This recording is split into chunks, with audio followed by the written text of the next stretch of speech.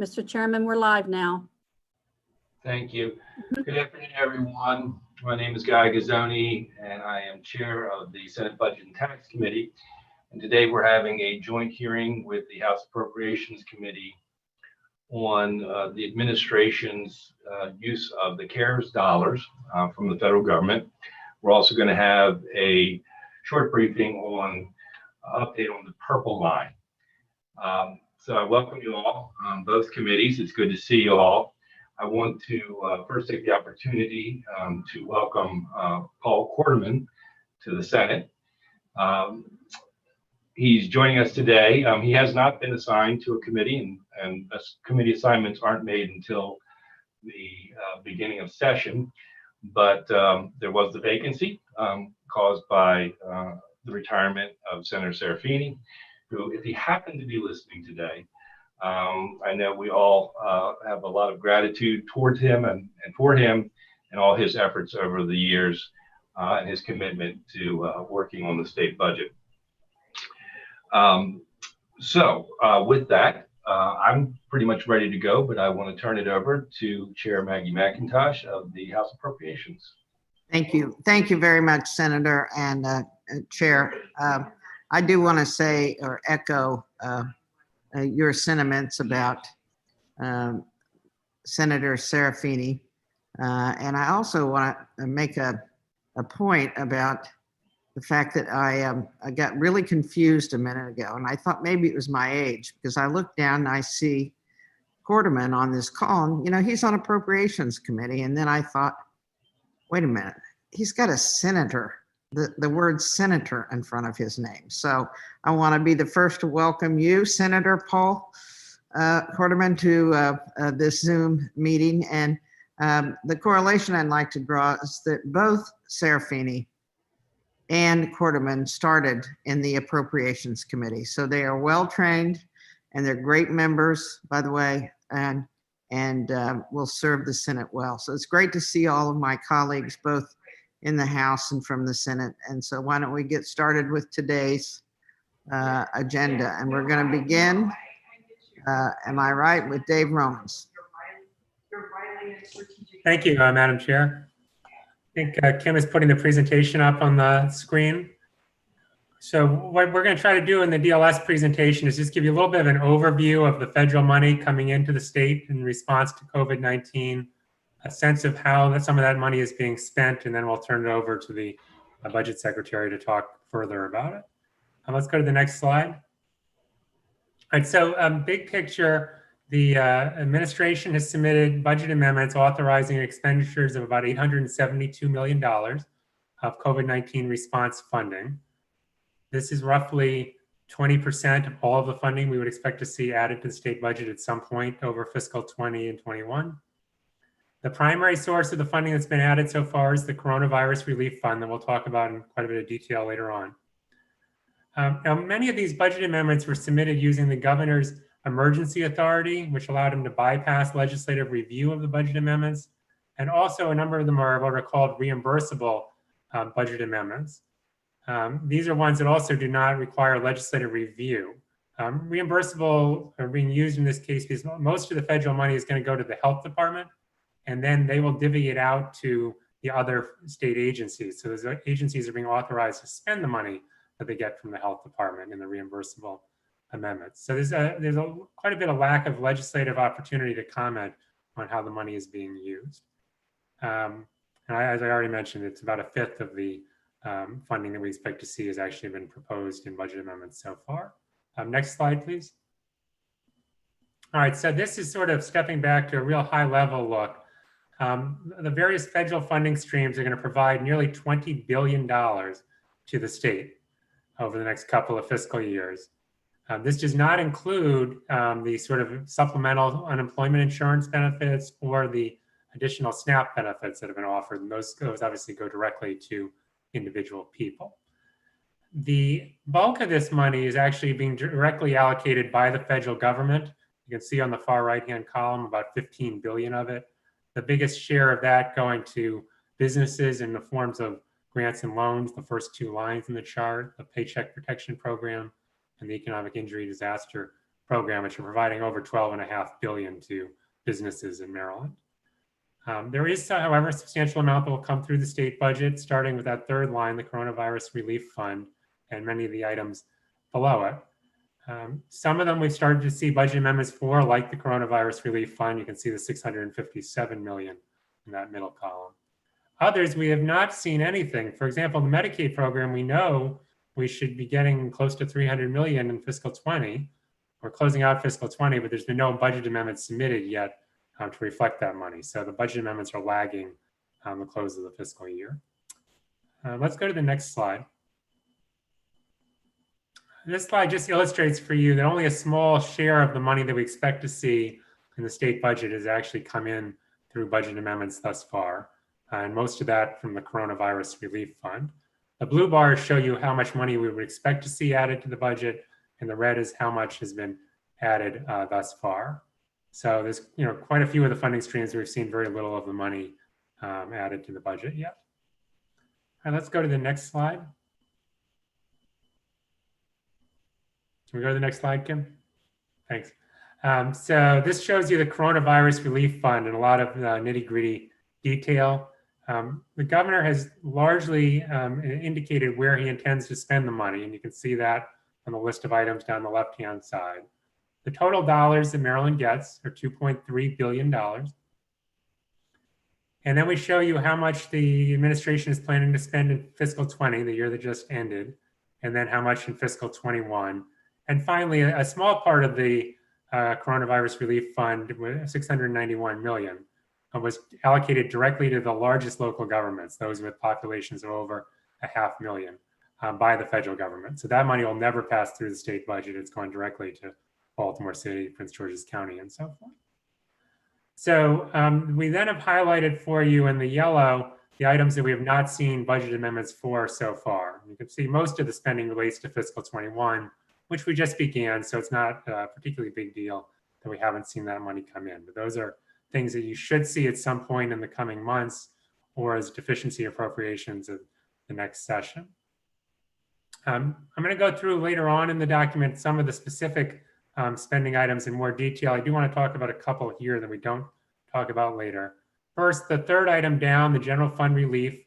The administration is using $267 million, or at least that's their plan, to provide general fund relief. $92 million was used in fiscal 20, primarily to fund policing costs, which are an allowable use, it appears, of the Coronavirus Relief Fund. The next line below that, the disaster relief match, $208 million. So this is an estimate. It appears the state has spent about $800 million on various COVID response costs, PPE, essential childcare, and other, the setting up the convention center and so forth. The federal disaster money will cover 3/4 of that.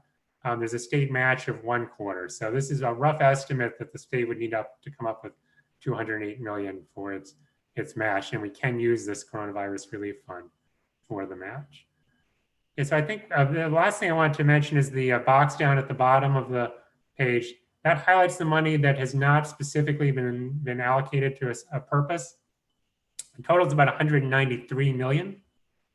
DLS is proposing that $75 million of it can be used to provide additional general fund relief in fiscal 21.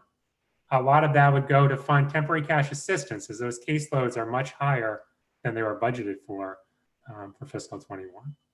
And then that would still leave unallocated a little over $100 million.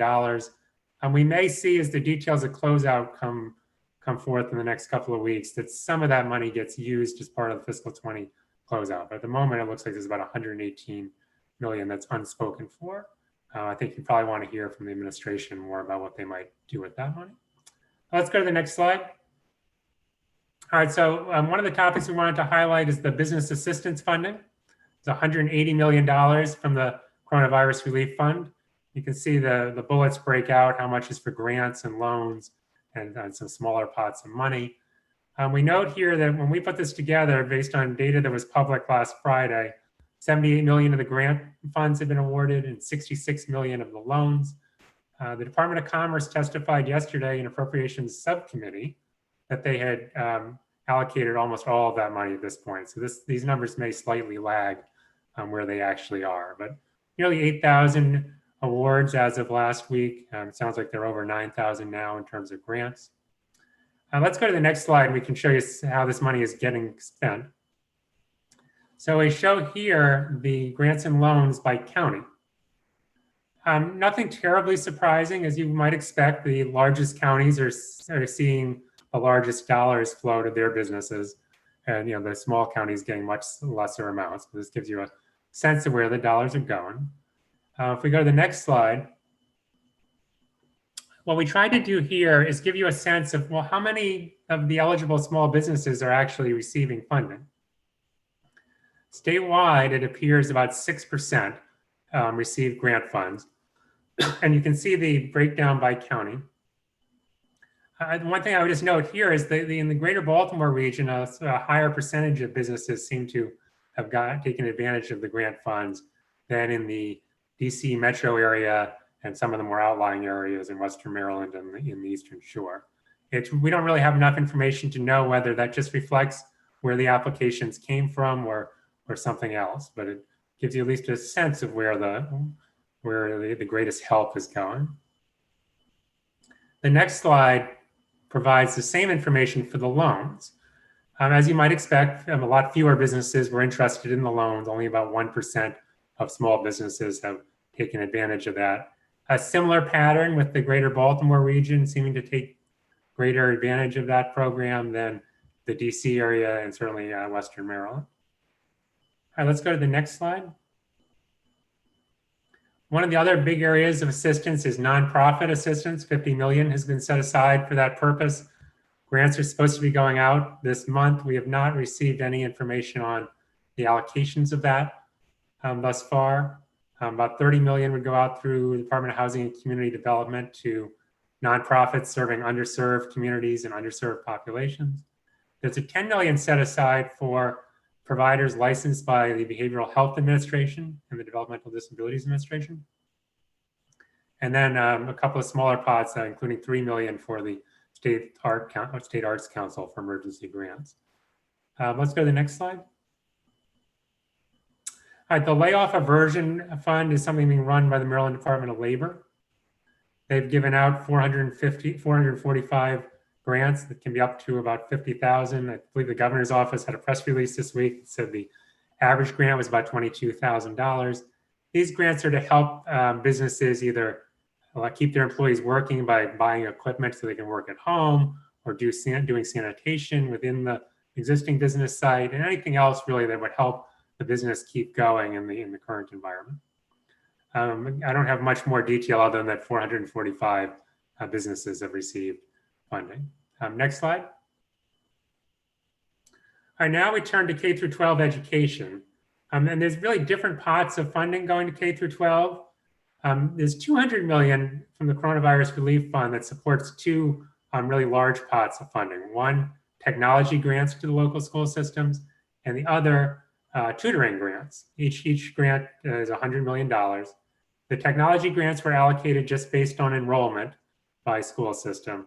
The tutoring grants were based on Title I percentages in each school system. And we'll show you the allocation in a minute. Second pot of money is this 208 million from this new federal program, the Education Secondary School Emergency Relief Fund. 187 million had to be allocated through the federal rules based on Title I allocations and was gone to the school systems. And then MSDE can retain 20 million. Of note, last week, MSD indicated that 10 million of that 20 will be used for those incentives that they talked about for schools that return to in-person learning this fall. Then the third pot of money is the Governor's Emergency Education Relief Fund. The federal law provided about 46 million to the state.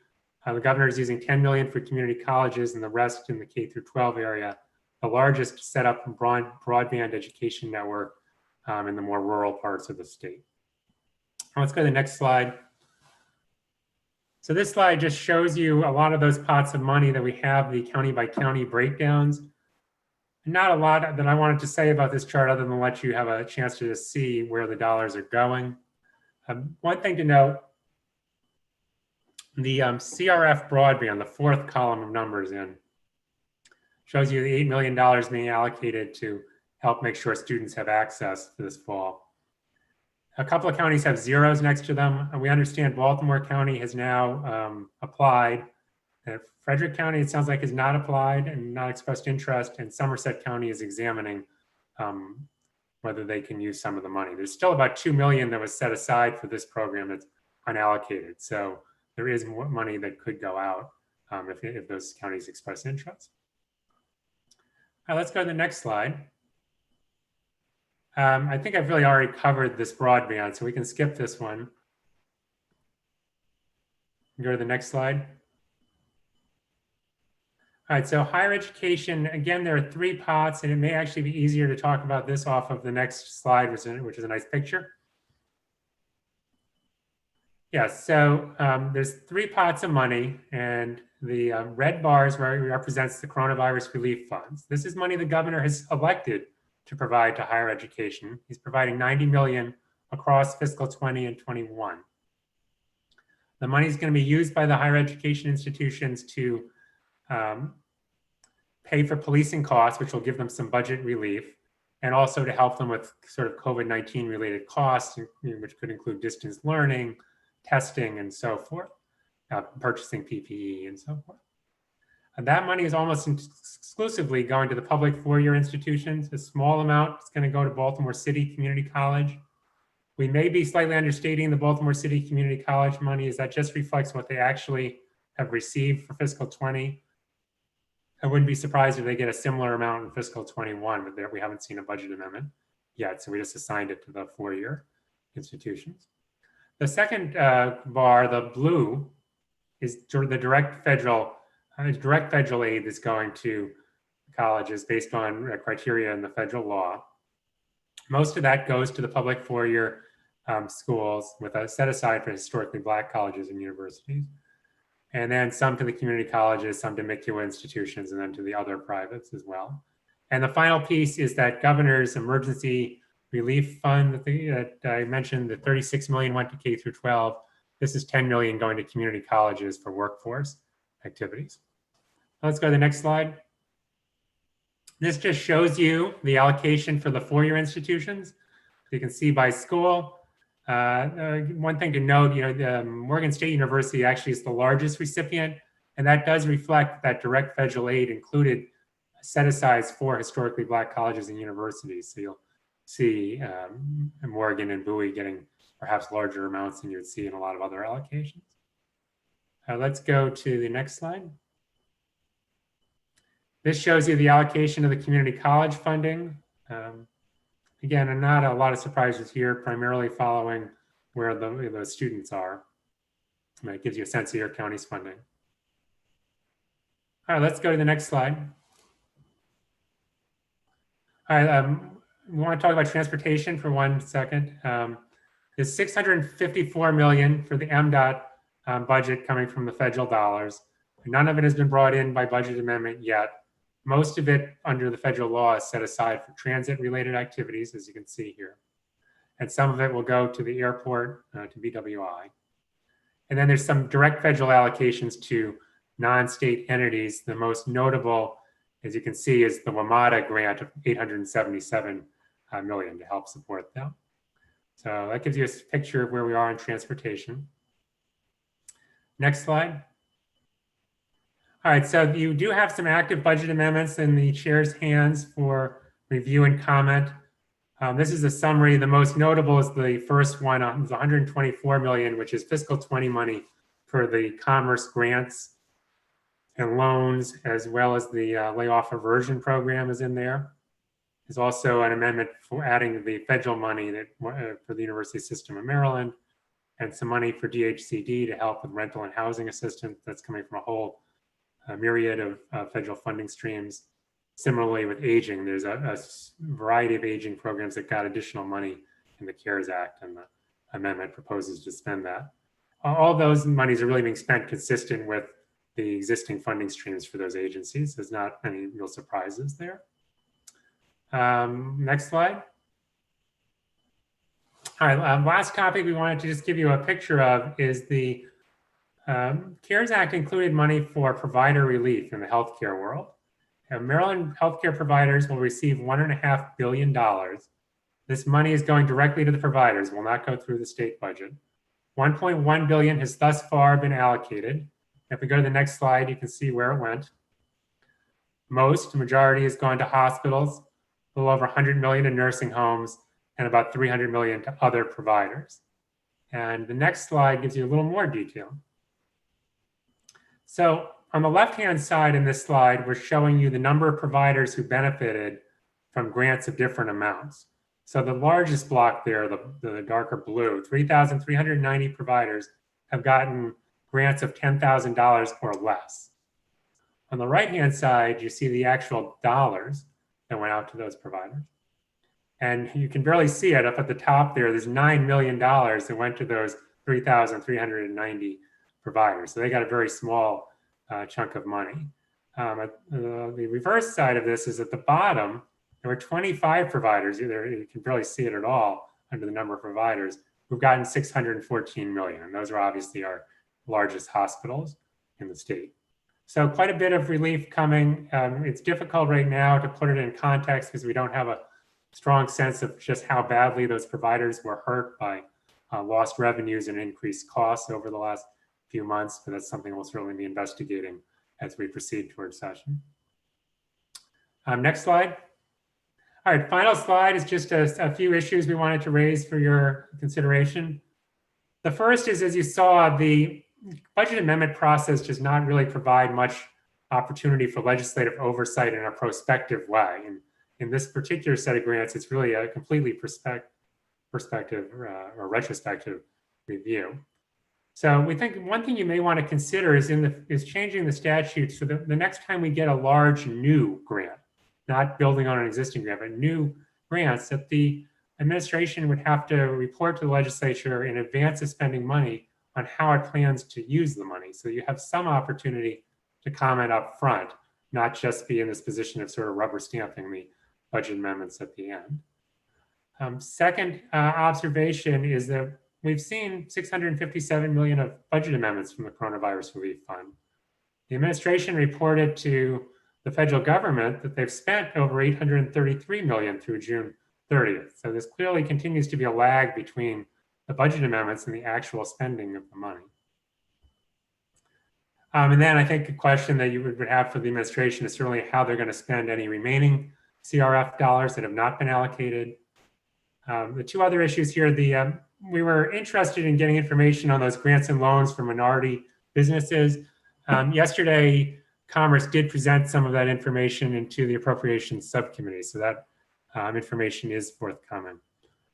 And finally, we would just note that we've found that as counties are giving out grants and as some of this federal money for the healthcare providers is going out and the state is giving out grants, that there's in some cases a lot of overlap, and some organizations are getting money from all of the different pots.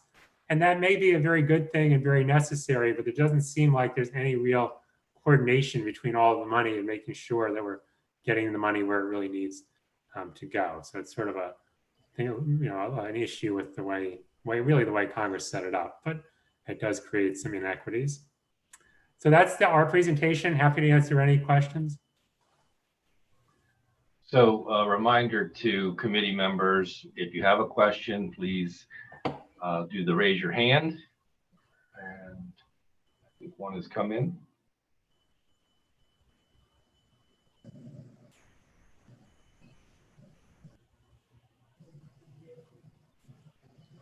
Madam Chair, you've got a delegate. Delegate Valentino Smith. Thank you, Madam Chair, members of the committee, and Mr. Romans. I just needed some clarification, and it may be, just that I'm not quite understanding it. But on page 19, you talked about 124 million to partially backfill the 157 million from the rainy day fund. So I'm just trying to get an understanding where we are right now with respect to what we did before we left session with availability of rainy day funds.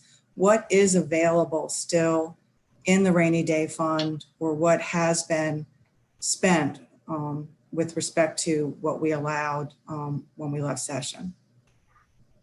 A great question. So at the end of session, the governor very quickly acted to use quite a bit of rainy day fund money, over 150 million, to address various problems, including grants to businesses. I mean, he actually used his emergency authority. He took even more money out than the legislature had authorized. What's happened, though, is since then, the CARES Act came along, we understood how we could use it. And so they're reversing that. They're putting all of the money back into the rainy day fund and using these various federal pots of money. So the rainy day fund is back to whole at $1.1 billion for the moment. And we'll support all those costs with the money that came from the CARES Act. So then that means then that we haven't tapped into the rainy day fund with respect to the impact from the pandemic. Correct. Thank you. Thank you, Madam Chair. Thank you. So, Mr. Romans, I have a sort of clarifying question about the dollars, and just stop me anytime I'm wrong in here. But we were based the state itself, and I'm not talking about all the programs that have come in, because some went directly to various entities, but the money that came to the state was in the order of $4 billion. Is that correct? Correct.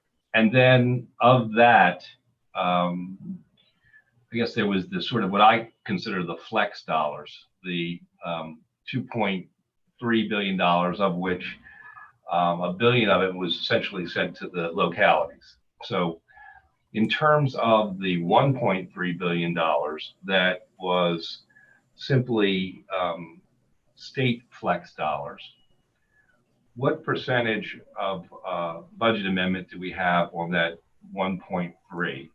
And then what percentage do we have on all those specified programs, the other $3 billion, let's say, or $2+ billion that were directed to various agencies? What percentage do we have of each of in that large set of money?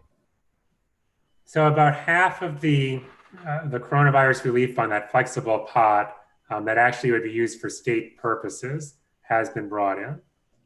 The rest of the pots of money, a very small percentage, I don't know it off the top of my head, but a very small percentage of the other funding sources that has been brought in. Thank you. Dave, this is Delegate McIntosh. I have a follow-up question also on the Transportation CARES Act money, which is divided among several modalities, MTA, Mta, so on and so forth. Do we know how much of that has been encumbered or spent, and how much is still waiting? I do not know the answer to that. No, I know Steve McCulloch is on this meeting. He might have more information as he's our transportation expert. Or we can ask the secretary when he comes forward. I just wondered if you, does Steve, do you know?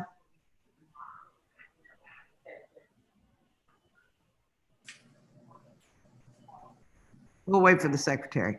Okay, thank you. I see no other questions, Chairman Gazan. Agreed. All right. So we're ready for Secretary Brinkley. Welcome. Good afternoon. Good afternoon. Good afternoon. I'm used to doing these in the morning. So good afternoon, Mr. Chair, Madam Chair, and the members of the Senate Budget and Taxation Committee and the House Appropriations Committee. And I do want to send a special welcome to Senator Quarterman. I was out your way driving through your district on the way to go biking this past Sunday out in Hancock. And Madam Chairman, you know, Don and I did the ride across Maryland on the cheat version. We went Hancock up to Pennsylvania, took a picture 2.5 miles down into West Virginia, and we're able to post it. So we could check that off our bucket list. Good. So for the record, I'm David Brinkley, the Secretary of the Department of Budget and Management, and I have with me at the table here, they'll be available if we have some questions, Deputy Secretary Mark Nicole and the Director of the Office of Budget Analysis, John Martin. And we're happy to be with you virtually on behalf of Governor Hogan to provide an update on how we've allocated the Federal CARES Act funding in Maryland. Kim, I presume you're operating the machine there, so let's go to slide 2. This should provide some background, which I'm pretty certain most of you know, but for anyone or the public watching who do not know, Maryland received $2.344 billion from the Coronavirus Relief Fund. And as with any appropriation, that funding has some strings attached.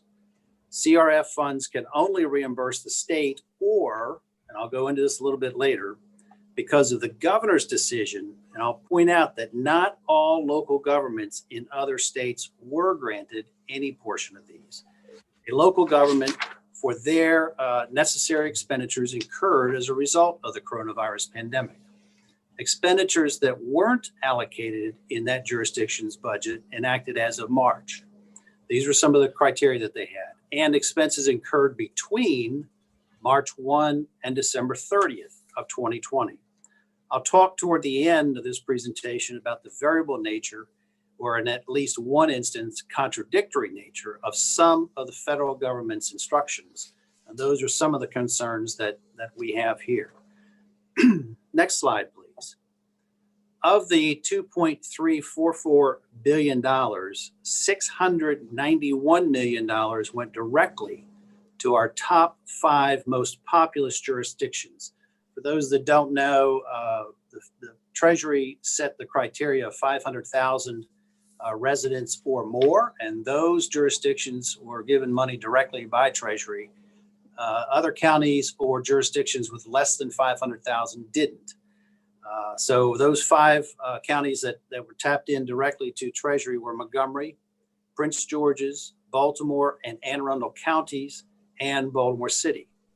The feds left it up to the states to determine if, and if so, then how to allocate the remaining $1.653 billion between the state's operations and the remaining counties with populations below 500,000.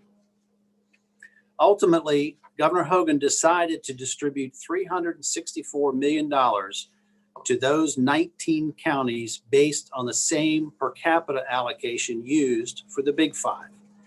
Half of that money immediately was allocated for immediate expenses reimbursable to the local health departments directly. We didn't want any impediment for those jurisdictions, or rather those health departments, for the immediate concerns and needs that they had. And the other half went to the county governments to be used in their discretion. However, county funds were distributed after they signed an indemnity waiver. So what that means, Madam Chair and Mr. Chair, was basically we took a document that Missouri had used for these purposes. Rather than reinvent the wheel, we took one that seemed to work, and just simply said to the counties, we're giving you this money. Your only obligation is to spend it in a fashion that matches or mirrors the federal regulations. And if in a later audit, the state, because remember the state was charged with that money, the state is assessed or charged by the federal government for misuse or misappropriation or some misinterpretation, that you, our local counties, will hold the state harmless. You'll find some other mechanism to bring that back. We wanted them to have the discretion, but it had to conform to the same restrictions that the state of Maryland has. Slide 5 provides a county by county breakdown of that funding. Rather than read all this to you, I'll just point out that the amounts range from a minimum of $3.4 million for Kent County to a high of $56.8 million for Howard County. Next slide, please, Kim. As for how the locals have been spending that money, we don't frankly know yet, but we do expect some preliminary data shortly. We do know through their federal reporting that the top 5 counties have reported spending anywhere between 13 and 30% of their funding as of June 30th. I sent a letter on August 25th to the other 19 counties requesting their detailed spending reports for that same June 30th endpoint. And slide 7 shows our guiding philosophy behind some of the choices that we've made. Well, I guess I got cut off on this one thing. We expect those reports, one of those reports due September 9th. Yeah, that was, for whatever reason, I don't have that those note pages. So we're expecting those reports September 9th. Slide 7 shows our guiding philosophy behind the choices we're making. As expected, health spending is our top priority during the early days of the pandemic to ensure that we had the infrastructure in place to accommodate the possibly large but precisely unknown impact of the virus. We presumed that most PPE spending would be eligible for reimbursement, so we therefore moved forward on that. And as we assumed, based on early guidance, that we could use the CRF for the state's required 25% match for the FEMA public assistance, thereby leveraging our federal dollars even further. The next slide, please. Eventually, we received more clarity around what qualified for CRF spending, which allowed us to shift the planned business assistance funding away from the rainy day fund. You just had a conversation and a question about how that monies are going back to the RDF, preserving its resources for either non-qualifying expenses or helping us to balance the budget, whatever the need as it presents itself.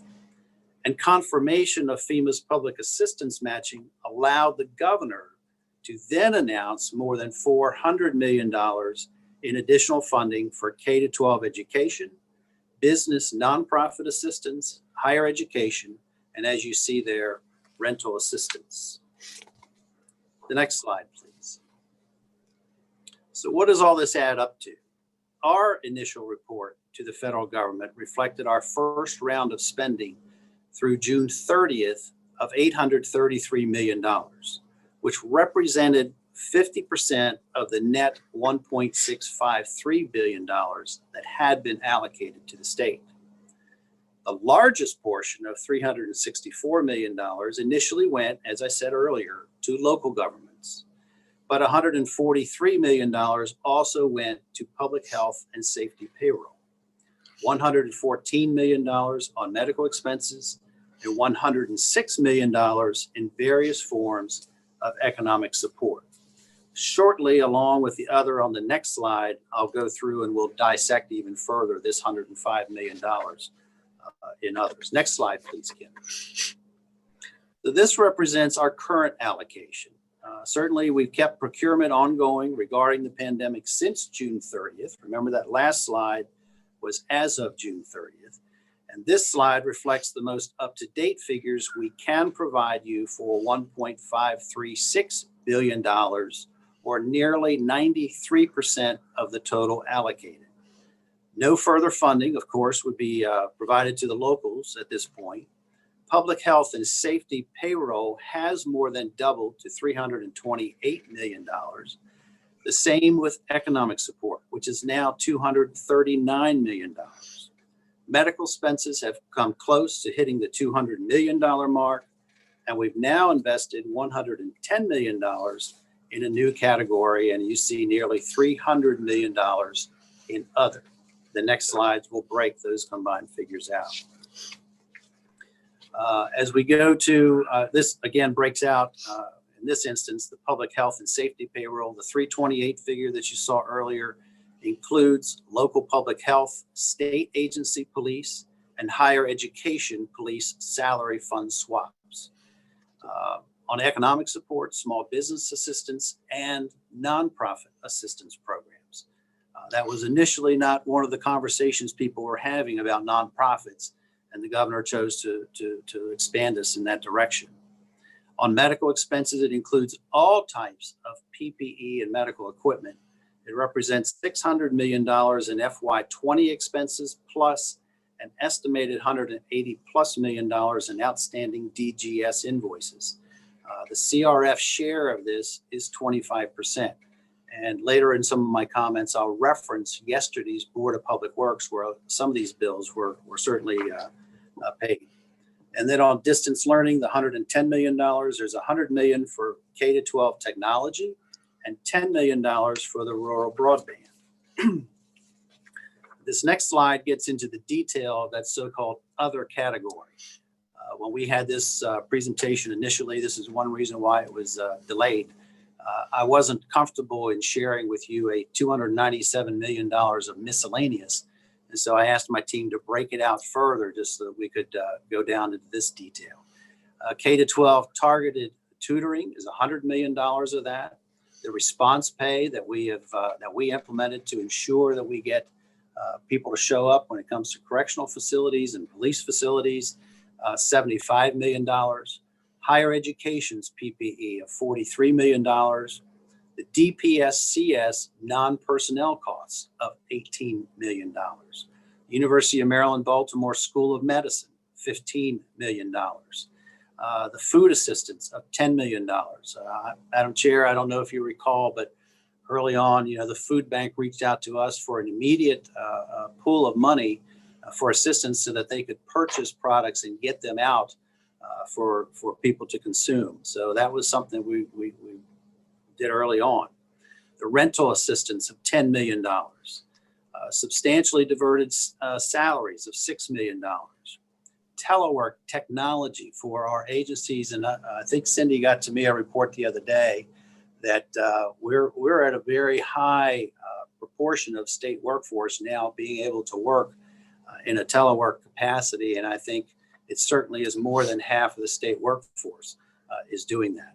And now we have whittled down the other to $15 million of some other miscellaneous categories. But I hope that you'll appreciate our dissection of that level to that level.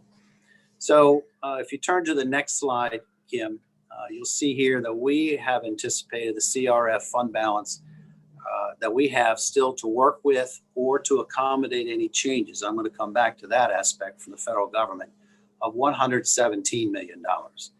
In Mr. Roman's slide 4, his estimation of it was $118 million. So we aren't that far off, and the communication is successfully going back and forth. The administration is proceeding cautiously with additional CRF funding, spending at this time to ensure that we have sufficient resources in case of another wave of the virus or co-wave of the virus if it hits with the flu, and to serve as a hedge against ever-changing federal guidance as described in the following slides. We are ensuring that all of this CRF funding is going to be spent, but it's going to be spent wisely and appropriately. Now, when I made a reference to the ever-changing guidance that we're getting, here's a document, trying to hold it up so people can see, that just came last night to give us some more direction. It's an 8-page single-space document. And interestingly, this one, I'll touch base on it in a bit, affirms one of our beliefs earlier that was contradicted by the federal government just last Friday. So if we go to the next slide, please, Kim. With ever-shifting and sometimes even contradictory guidance about the allowable uses of the CRF, we've had to act extra prudently when spending this money. Both the Treasury and FEMA have both been guilty of this. In fact, as I showed you last night, this presentation was completed. I want to give you 3 instances where we've gotten conflicting guidance. Some PPE may not be eligible. Some expenses may or may not be able to be swapped. And then the most absurd one that I can think of are respirators. Early on, we were told we had to secure a large batch of respirators. And in fact, you even saw in Michigan, certain automotive factories were transformed to produce respirators. Now the medical guidance is saying we don't so much need people on respirators. There are other medical protocols. So FEMA came back and told us that all these respirators that we had purchased, and I don't know what the number is off the top of my head, but all these respirators that we went out and purchased and competed against other states for, we can only utilize the CRF funds to accommodate the depreciable value of those respirators. For 1 year period. They might have a 5-year useful life, but we can now only use it to accommodate 20% of the purchase price. And now we're not even necessarily needing to use those all the time. But, and I think I heard something on the news last night where now we have a tremendous surplus of respirators since they build a lot of these in those automotive factories. And we may not be able to use those monies or our current indication to reimburse ourselves for that aspect. Kim, the next slide, please. So we were just faced with a potential new challenge, guidance relief from the Office of Inspector General. Last Friday runs contrary to prior indications from Treasury, and this is where I say even last night's indication, that public health and safety payroll expenses are presumed eligible for CRF funds. So, we'll have to see. Last night's guidance affirmed the original intent, which is what we've been basing our decisions upon. So I'm just making you all aware that there's a, potential glitch there. So naturally, we're hopeful and optimistic that the $325 million that we have already spent on that is ultimately covered, because a good chunk of that will help us further close the general fund budget gap that we have, and some of the cuts that we'll need to enact to bring us back into balance. So I would direct the members of your committees that if you have specific questions about the products that were purchased or the companies with whom the state has contracted, I'll direct you to DGS's Office of State Procurement or the Maryland Department of Health. And yesterday's item A12 from the Secretary's agenda at the BPW meeting contains an exhaustive accounting of $683 million of emergency procurements that had been made during the pandemic. Everything valued at $50,000 or greater is listed there for your review. Madam Chair, Mr. Chair, I appreciate the opportunity to appear before you to testify as to Governor Hogan's budgetary response to the tangible demands of the coronavirus pandemic. As always in situations like these, and let's remember, there's no textbook for how we're supposed to deal with this. The data I've just given you serves only as a snapshot for a certain point in time, and future reports may tell a very different story. I trust that this testimony has helped clarify where we stand today in terms of the CARES Act spending in Maryland. This concludes my prepared remarks for today, and I'm prepared to take some questions. But I'll just point out to you that there's been an awful lot going on, not just in our worlds, but certainly in the state's world, in trying to, and I applaud the governor for getting very far ahead of this, ensuring that we had the resources available to deal with the unknown.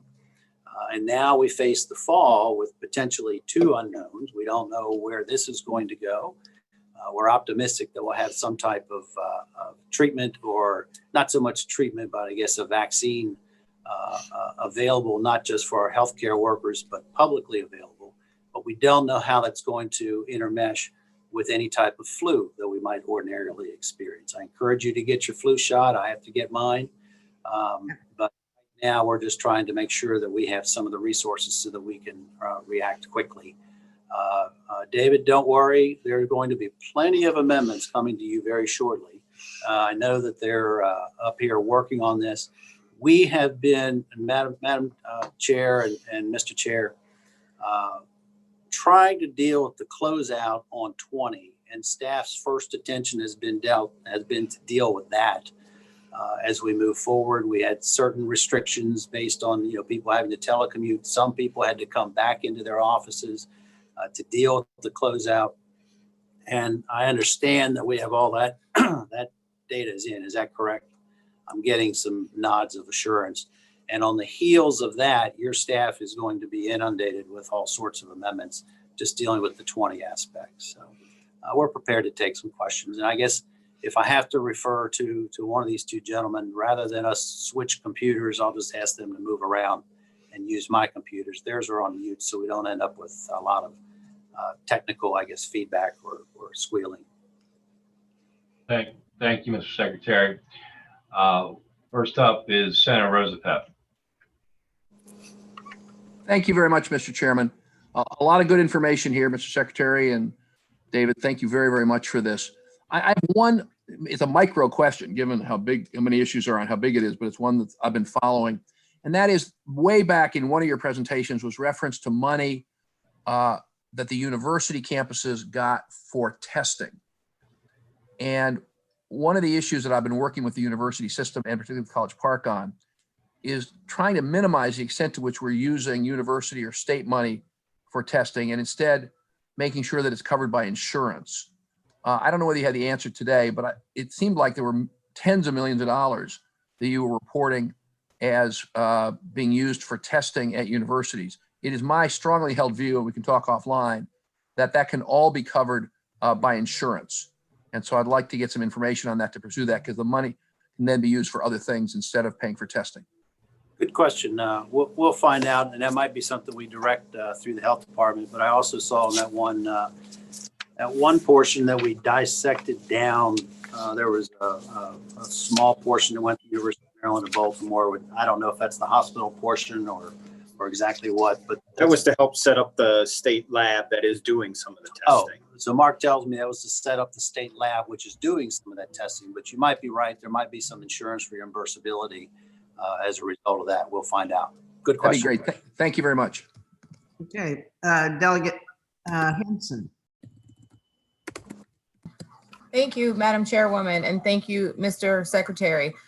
When we last convened, I asked about the governor's mobilization of the $30 million in CARES funding for rental assistance. I know that everyone's probably aware that DHS and the CDC issued a moratorium on eviction. So it's going to be more important now than ever to make sure that resources are a part of that, part of what's available to our landlords and our renters as well. I noticed the 10 million that was in the presentation, and I believe that's because the additional 20 went for the block grants. Can you give an update on the mobilization of that money and how close it is to being able to be in the hands of landlords and renters? I'll turn it over to Mark, because I know we also had DHCD involved in some of that there. For good afternoon, committee members. This is Mark Nicole, Deputy Secretary at DBM. We will have to sort of follow up with DHCD on that. I know there were sort of two different sort of streams of funding, one that was going through to the local governments and one that was going through to landlords of projects that had been state funded. So we will certainly follow up very in quick order and get that information back to you.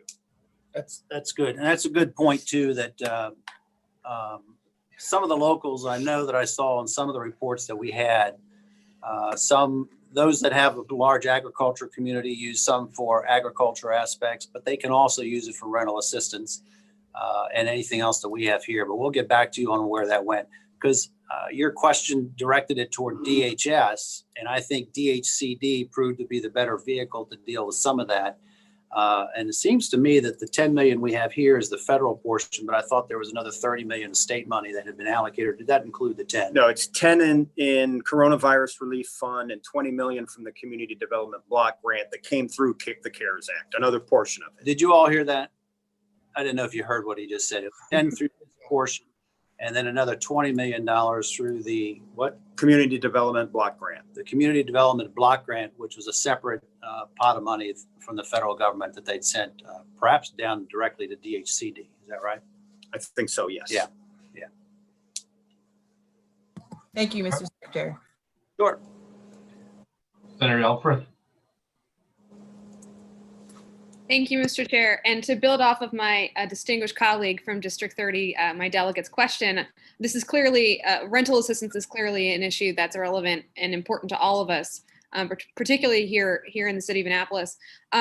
In July, I know Deputy Secretary Nichols had mentioned perhaps going after FEMA money to the tune of possibly $120 million to add to that pot. We appreciate that the feds are changing the rules or kind of drafting them as they go. But is there any plans to increase that $30 million pot of rental assistance money? It's going to continue to place, pressures is being placed on our constituents who are unable to pay rent, unable to keep roofs over their heads. And when the eviction moratorium is lifted, we're going to see real problems in our communities. So what is the plan moving forward? With all due respect, 30 million is a great investment, but it's not going to be enough to help our constituents. Right now, we have a lot of different requests that are coming in to try to deal not just with that, a lot of other issues that we have. The performing venues, the performing arts venues have made a $25 million request to help them out. We might have identified another pool of money that we could utilize some of those monies that are already state funds that we think that would be a similar type of aspect. So as we're trying to compile all these other requests that we're getting in, that'll be one of the items that we lay out for the governor's consideration as we're trying to ascertain where we're headed with it. Exactly where that's going to end up. And again, that one item that we have, I referenced 3 things that were in flux from interpretation, but that one item where the Office of Inspector General said, no, you can't. Everyone else is saying, yes, you can. We've already accounted for $300 and some million for that. And that eats up not just the surplus that we may or may not have, but another 100% over and above that. But you're right. We acknowledge that, the rental assistance is going to be a challenge. That was why one of the criteria that Mark just referenced was to ensure that those property owners that are in state programs, they're providing some type of an agreement and they have an agreement with the state. What they're doing is the money was going, as I understand it, to the property owners to relieve the rent burden that was due by some of those people. They've already satisfied certain criteria, that they're eligible for that type of assistance. And we want to ensure that everybody there is tried to held as harmless as possible. We're not going to hold everybody harmless, but we're trying to grant a broad spectrum of relief in many, many, many different areas that we see that we have needs. Thank you. But that aspect, Senator, and to the delegate before, Delegate Henson, we're painfully aware of those needs and those demands. Thank you. Thank you, Mr. Chair and Madam Chair. Delegate Solomon.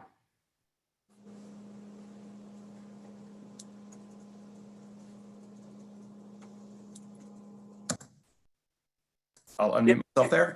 Thank you, Madam Chair, and thank you, Secretary Brinkley, for being here. I guess I feel like I'm a little bit of a broken record on the childcare piece, but I did just want to raise the question again. And I know we were lucky to have Secretary Schultz with us yesterday on our subcommittee, and I've been talking with her staff about potentially some creative pots of money from the sort of business side of things to support childcare in the sense of a small business owner as opposed to an education expense. But I would just raise with you, and urge you all to consider potentially still stepping up and putting relief into childcare providers. I'll share the story I shared with Secretary Schultz yesterday. I heard the story of a childcare center that is, the highest quality rating that we have in the state. They had, one staff member come down with COVID. They did absolutely everything right. They shut down for 2 weeks. They deep cleaned, and when they reopened, their enrollment was down 80 to 90%.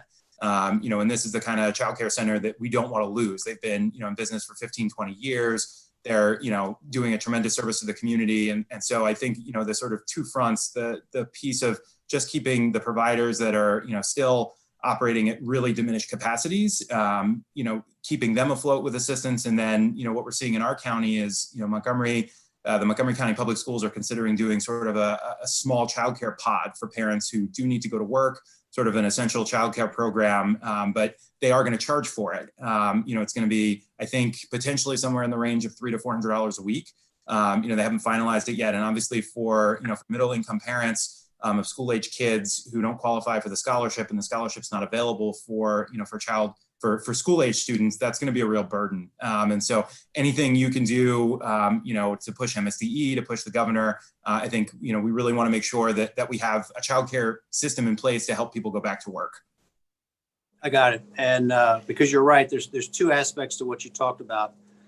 One is the childcare profession as an industry, and ensuring that they can keep, workers coming in and operating and doing what they do, and having the resources to ensure that they have a clean and safe environment.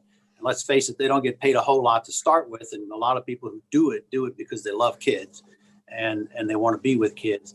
But the other aspect, and while that one's very important, the other aspect is there's a lot of families, single parents, even two parent families who their income is based on being able to have that type of availability. And I think it's even more critical. You now have schools that might be distance learning or may go into some alternative type of schedules. We're only going to deal with half the kids or whatever they might come up with. That there needs to be some place so the people that have to still report to work and can't work distantly, or even those that can work by distance, have to really focus and need that aspect. And I know the governor is very keenly aware of that. If nothing else, I'm sure he hears it from his daughter all the time.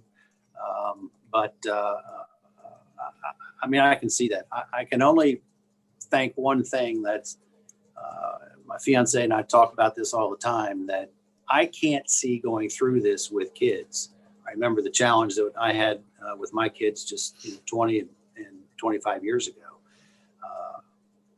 But then under these I can't say artificial because they're very real, but this whole structure that we have now to deal with is just a tremendous challenge. And the governor is very, very much aware of it. And I know we're just trying, we got a lot of different moving parts here to try to balance out that we can take care of everything until we can get through this. We're going to get through it, but we have to also be creative and reactive in making sure that we can move forward and deal with some of the things. We're very pleased with how I think all of our teams, I know you with DLS and me with my team here, is how we're communicating back and forth, the impact that the governor's had on trying to stamp this down, to have Maryland be one of the safest jurisdictions that we have now.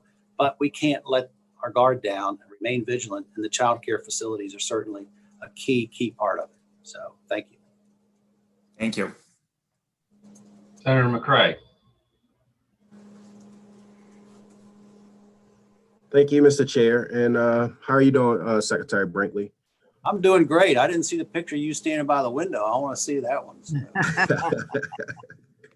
Always good to see you, brother. I had a question in reference to transportation, Mdot, MTA specific.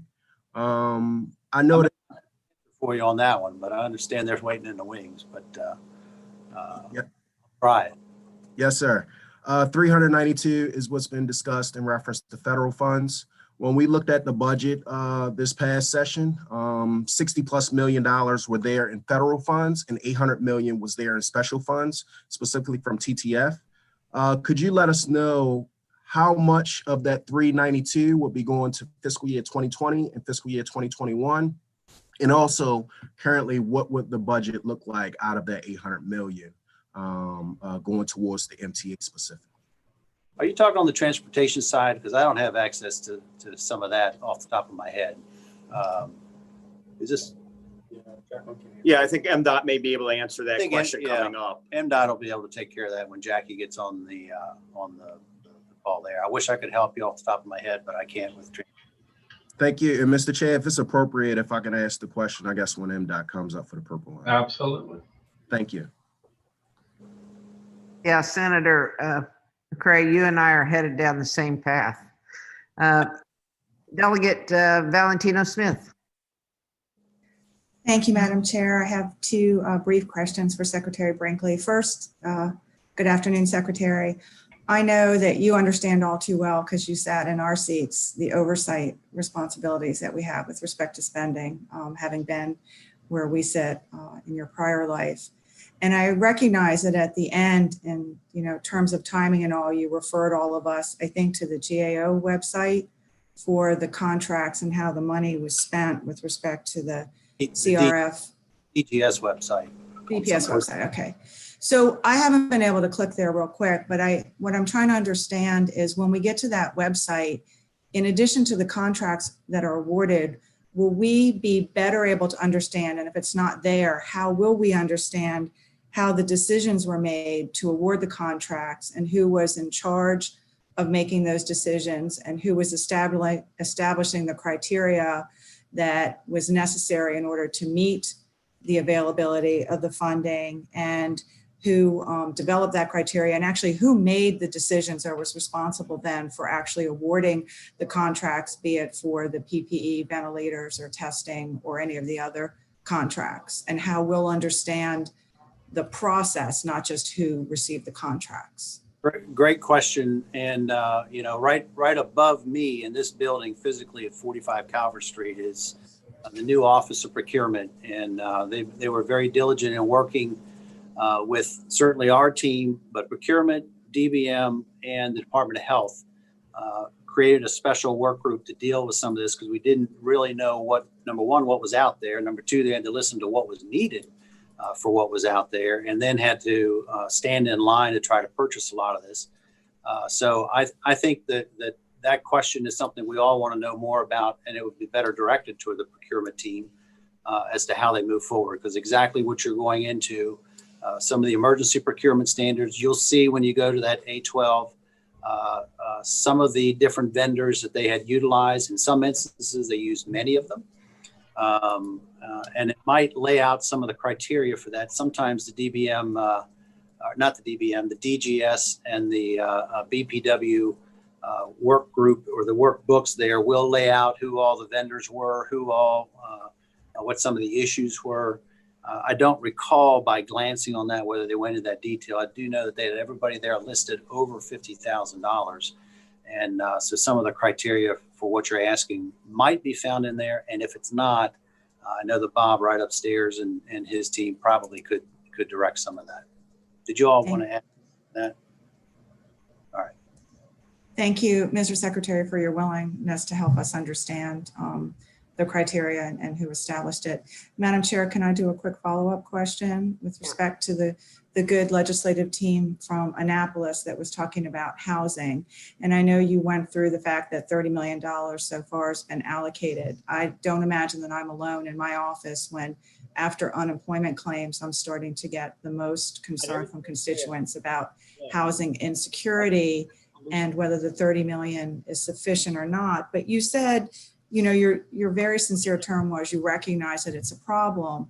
And so what I'm trying to understand when we say it's a problem is there an analysis going on right now with each of the jurisdictions with respect to the pending number of evictions that may or may not be sitting in or with the various sheriffs and court systems, and some basis for doing an analysis statewide of what the extent of the issue is, at the extent of the recognized problem, so that the decision can be made on whether 30 million is sufficient or not, or whether that is something that you need to tap into the rainy day fund for, or the unused CRF funds. I don't know that I was being sensitive, but yesterday when the governor said that the legislature left him with nothing, maybe I'm being overly sensitive towards being able to do something about rental assistance, and that he was waiting for the federal government for more money. It looks like that, and indeed with respect to the rainy day fund or some leftover CRF funds are unspent, that there may be some opportunity to help with that. So I guess, how are you assessing the extent of the problem? What are you believing the extent of the problem is? And can you help keep us briefed on that? Yeah, the agency, I think, that would have their finger on the pulse exactly DHCD, because that's exactly what Ken has been dealing with, even non-coronavirus environment. Certainly this has created a spike, but I'll find out from him what he's got, and we can also combine any other resources that we have. I'm sure the Attorney General is concerned about it. He's reached out on one level about where we stand with some of that, and also just trying to gain some type of relief. We had a request in here, I think, for $5 million to help with legal defenses for some of these same people. So that's another item that we have, just so they can have some other venue of assistance. If they're going to be taken to court, they need to have some type of help there.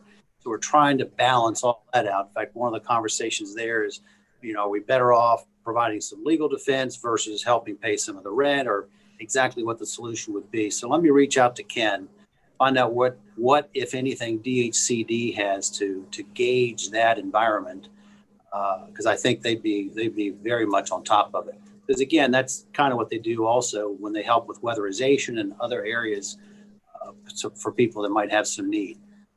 Who else would have any type of DHS might be able to relay? Yeah, DHS might also be able to relay that. So let me see if I can't reach out to them and find out what data ports that they might have that we can see if we can get some sense of direction on it. Thank you, Mr. Secretary, because again, I do have a sense that housing insecurity is a tsunami that may be out there, and that the $30 million, it's unclear how that really relates to the reality of the problem. Thank you, Madam Chair. Thank you.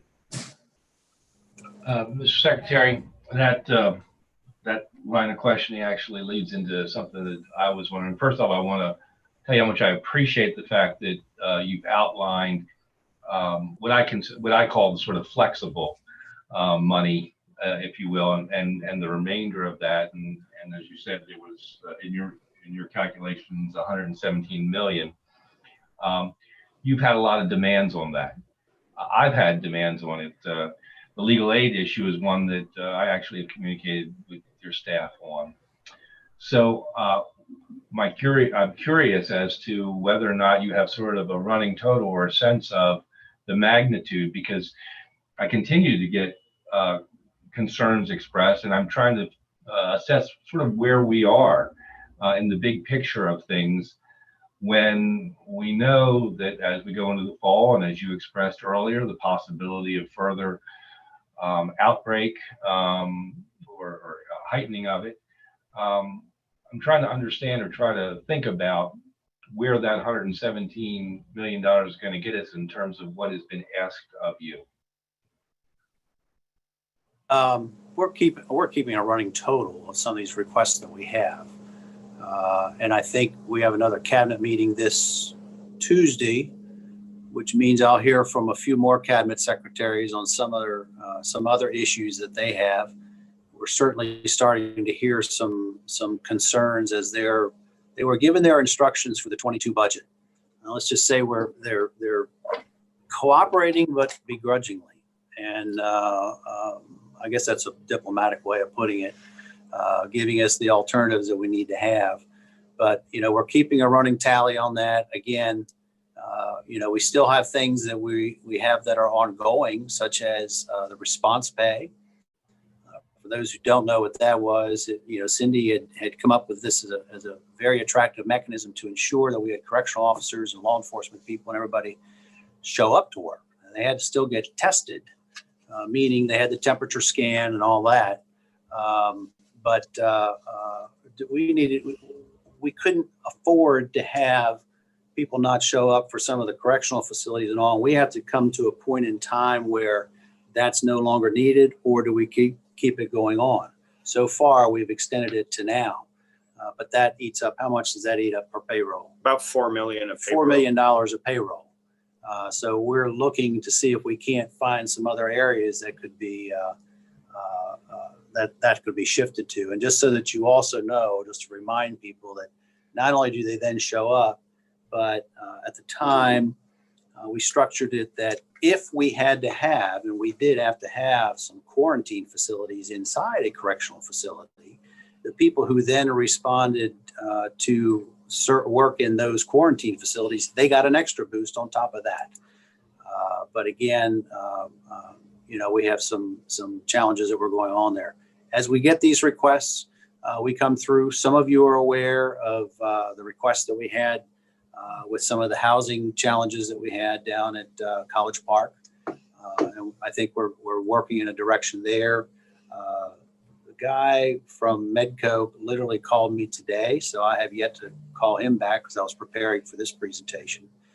So I'm going to have a conversation with him at some point in time. But we have all these competing requests that are ongoing. And again, our point is to make sure that we have the facilities and the equipment in place to deal with the public health emergency, then take care of some of these other needs that we have.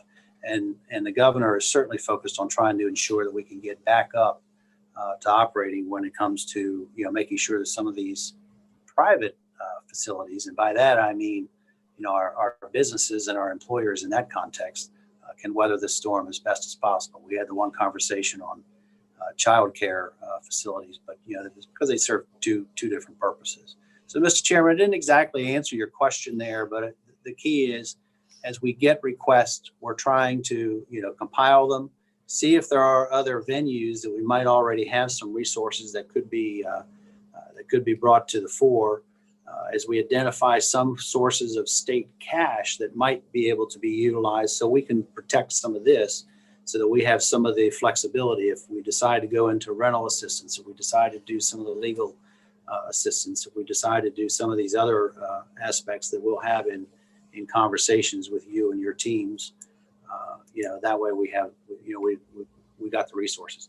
The good news about what we've seen, I think, so far is up till now, we've been able to keep the rainy day fund intact. And, but we do know that we're going to have to tap that. If we don't make some reductions more at the BPW, we're going to have to take some actions in that. And my mission has been to try to preserve that so that we have another shock absorber for 22. The impacts of this are going to be long lasting. We might be talking 21 and 22, but they're going to go beyond that. So without putting words in your mouth, would you say that it's by a significant magnitude above the 117 million available? Oh, it certainly is potential. Certainly has a great potential to do that. But I think everyone's starting to sharpen down on where we are with some of the regulations. We keep pointing out these discrepancies we have, and but I think so far we've done pretty well along those lines. And keep in mind that the governor had the discretion and he shared money with the locals. They still have the capability to move some of this along as long as they're within the confines or within the guardrails of what the feds had set. They can utilize some of these resources also in a similar fashion to help either the homeless, to help some of the rental assistance and things like that. Where's that? Oh, that's right. And they have not spent all their money. That's been one big challenge, I think, is them trying to pursue where all that goes. We don't have an issue spending all of our money, but I think they're now looking for some ways. We had one jurisdiction asked if they could take this money and buy real property. I don't think so, and I get there was some other stuff in the background behind it. Basically for like a homeless shelter kind of deal or temporary housing for the homeless. But no, that's one of the things that just, you can't go out and buy real property. But one county was asking about that. And when I think there were some other states, there were a lot of smaller states who, what was their baseline? 1.5 billion? 1.25. $1.25 billion was given as a minimal amount to all states. And some of those smaller states are having challenges identifying where they can spend that. For instance, I guess what the $3 billion we got is what percent of our budget? It's maybe 15, 20% of our budget. Some of the states were getting 50% of their general fund budget in this federal relief, and they can't find ways to spend it fast enough. We can, and that's our challenge. Mr. Secretary, you talked long enough that we now have generated some more questions. Good. Good. Vice Chair Jackson has a question.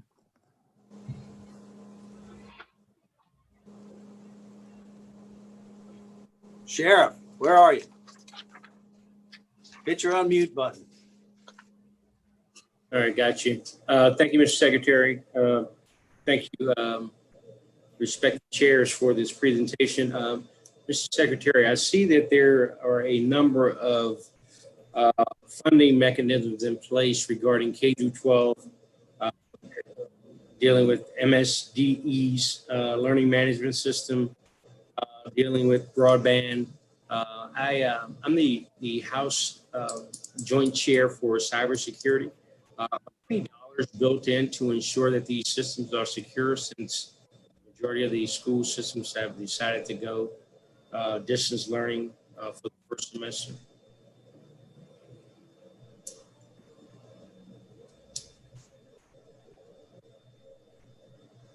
I guess maybe I had an internet connection problem. I didn't hear a question there. Cybersecurity dollars. Are there any dollars built in? There are learning management system dollars there. There are broadband system dollars there, but I didn't see anything specifically that spoke of cybersecurity and securing those systems. You know, as our young folks are logging on, we have to make sure that they are who they are, which means there's an identification component there. Right. I don't know that there's anything specifically designated for cybersecurity. I think as the money's allocated toward that, that certainly would be a key part of it because it is for some of our computer links and all that stuff. And I would presume, I guess if you assume anything, that's a problem. But that should be part of the conversation as they're doing all of their internet build outs and expansions along the way. I could be wrong there. Are you aware of anything dedicated towards cybersecurity? I am not, but I would think certainly an eligible cost for a local government that's looking into a learning management system.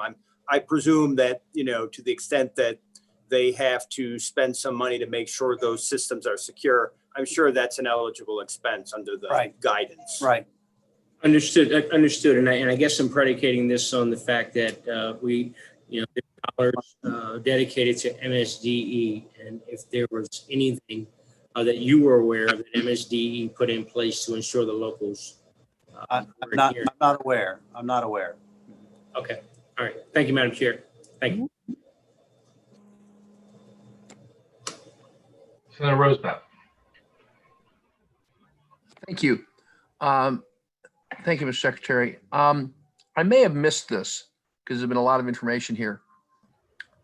My impression from what you just said was that the locals have not spent or not documented spending a material amount of the money that they got. That's accurate. Do you have an impression as to whether they really haven't spent it or they've spent it and haven't documented and kind of sent in the bills? Well, that's kind of like along the lines of what we just said. We sent the letter to them. We gave them September 9th as the deadline to say, you know, what have you done subsequent to that? I know. Sure. So, Senator, I think it's sort of twofold, right? We shared with you some of the information that the biggest 5 jurisdictions talked about their spending, and they're probably just like us. If you look at the chart that the Secretary shared with you, where we've sort of, you know, spent 92.5% of our money. Well, that's not all spent, that's sort of committed. And I presume many of the local governments are in the same sort of boat as we are. They have sort of committed to helping their local school systems or helping childcare providers, and all that money's not necessarily out the door. So there's some of that happening. And we're hoping that that report that we get on September 9th will give us more information on that. What we do know, though, is that the spending through the local health departments on sort of health-related costs, that was that first 50% we made available to the local governments. Right now, only about 40% of those health dollars are spent yet. So there is some money on that sort of health side of the ledger at the local level that is still available. Thank you. If I could just pursue that briefly, is the report you're getting on the 9th going to be about commitments and not just spending? You know what? I don't know how the local government's going to interpret that. I would presume they'll do it based upon commitments, right? Just sort of like we're trying to present our information. I understand. No, I think that's the way to do it. So I'd encourage you to encourage them to do that because I think that would be helpful. On the healthcare side, on the health department side, is that the same issue when you say 50% or 40%? That's or spent? No, I think on the health side, because we're doing it on a reimbursement basis, right? So they bring us in an invoice and we give them the money for it. My guess is that's all they've spent on the healthcare side.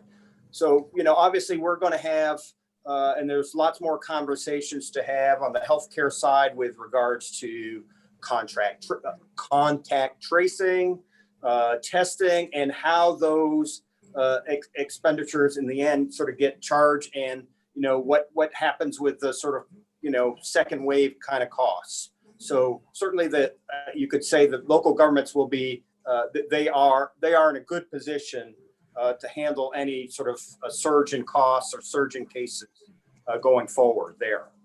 Mr. Chairman, if I might, one more and then I'll shut up. Is you could say it the way you said it. The other way you could say it is that the reason we haven't done as much testing and tracing as we should have been doing is we haven't been spending the money we have to do the quantity of testing and tracing we should be doing. And so I think getting that data would be very helpful. Thank you. Thank you. Delegate Corman. Thank you, Madam Chair. I thought the senator from College Park was going to touch on this, but Mr. Secretary, since you brought it up, you mentioned the Medco College Park situation, and I just wanted to, one, flag that's not only at College Park, Towson has a similar issue, and two, I appreciate that you've been engaged with Medco and working on a solution. Would you be able to provide the committees with a little bit more detail about what we're looking at? Nope, I can't, not yet. Are you aware that it's also an issue at Towson? I'm aware that it's a Medco thing, which would be apply to any of the facilities that they might have. So I would imagine that applies not just to Towson, probably Frostburg, probably Salisbury. So that's why I think the conversation has to take place with Medco, since they're the ones that have the leases signed. College Park and some members here certainly brought it to our attention. We started the conversations, but I'm anxious. The ironic thing is I heard from members of the legislature, I heard from College Park. I have not had a conversation with Medco, and I even made that statement. And now I've got a voicemail to reach out and have the conversation. So I'm anxious to hear what their side is. Thanks. I mentioned Towson in particular because they've gone all virtual. So I hope you have a fruitful discussion with them. Thanks for your work on that. Right. Sure. Thank you, Madam Chair. Thank you. Thank you very much. I've got one more. Senator Solling.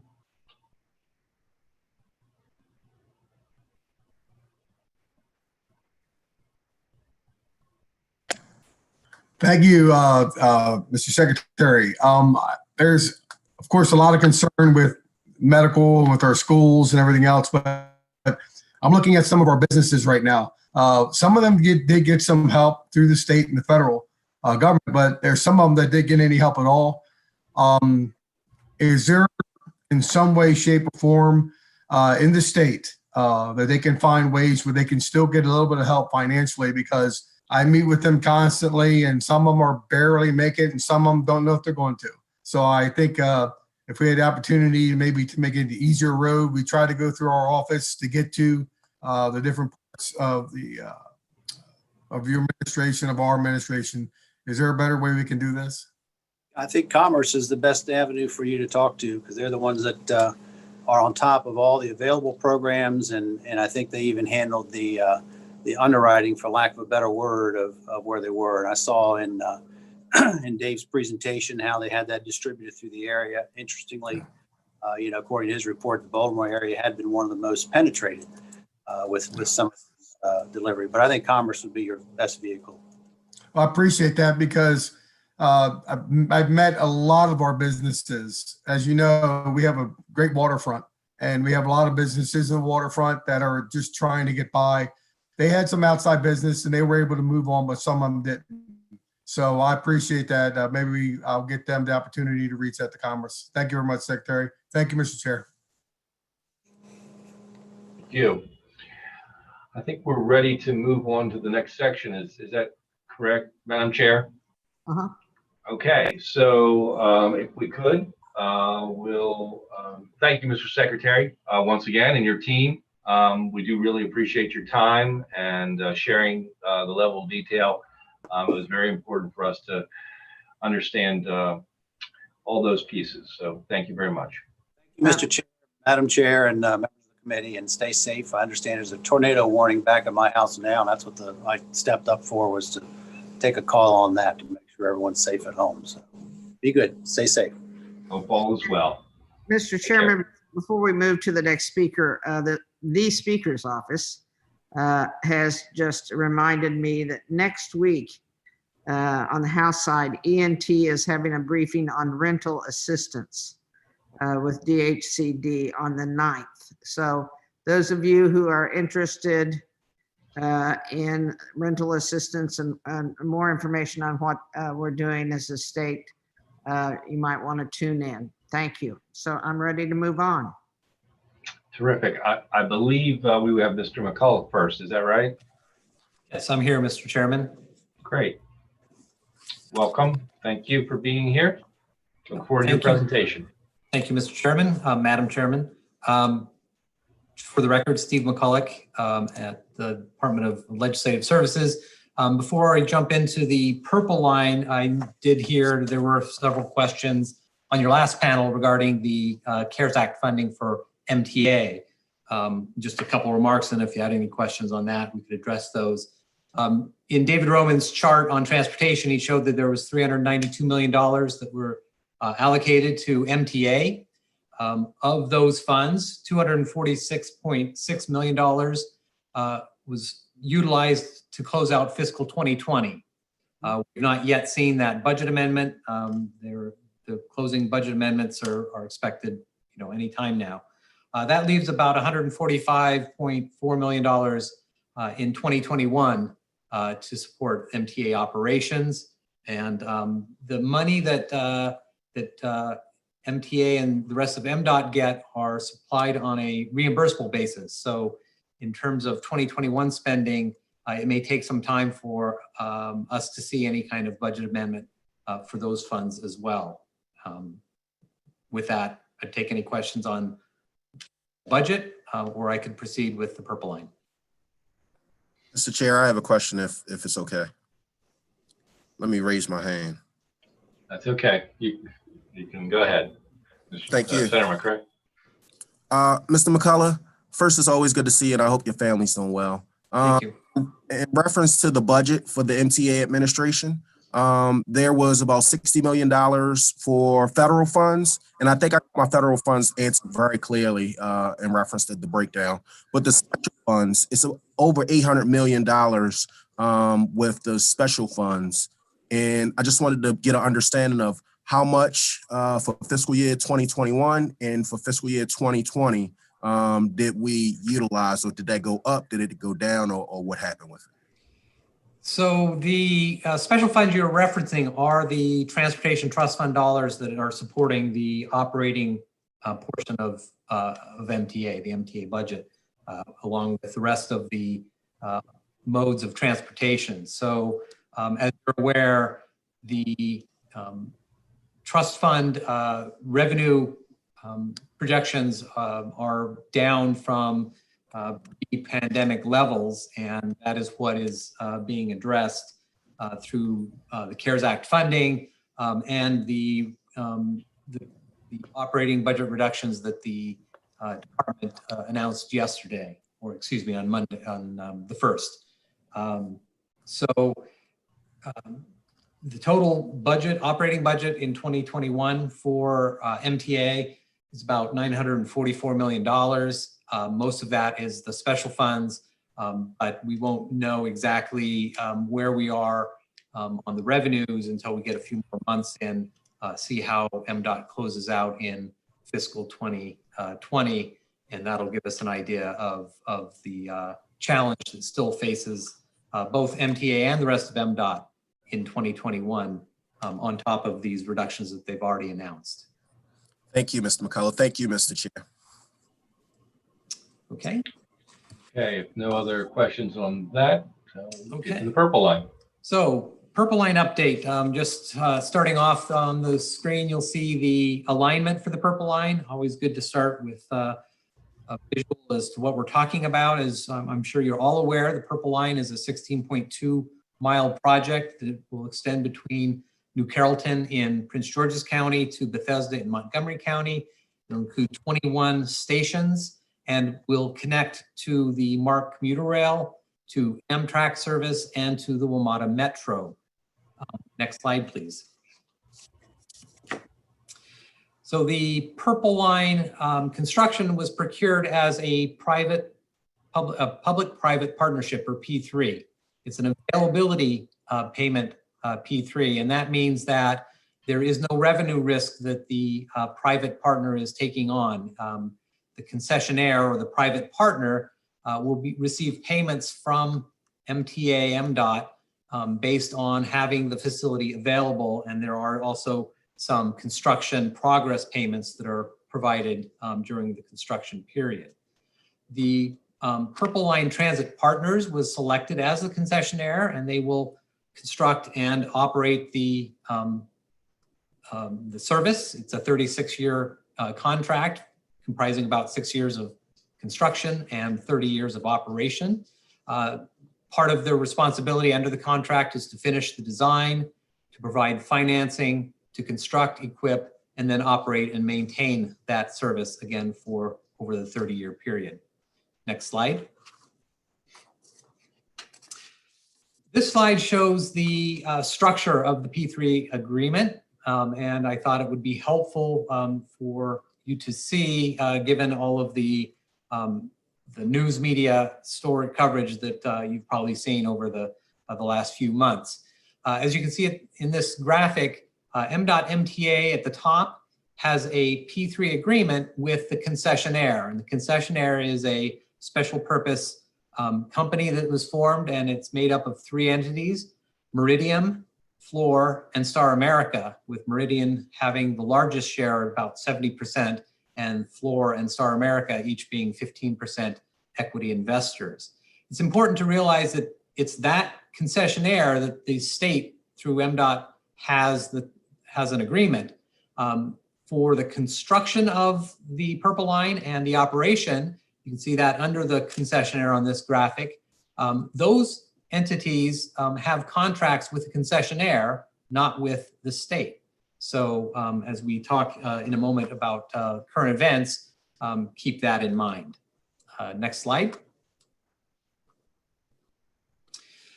Just some background about the project itself. $2.4 billion construction. The expected sources was a $900 million New Starts federal grant. There was $36 million in formula funds, federal funds that Mdot has used primarily to proceed with the planning.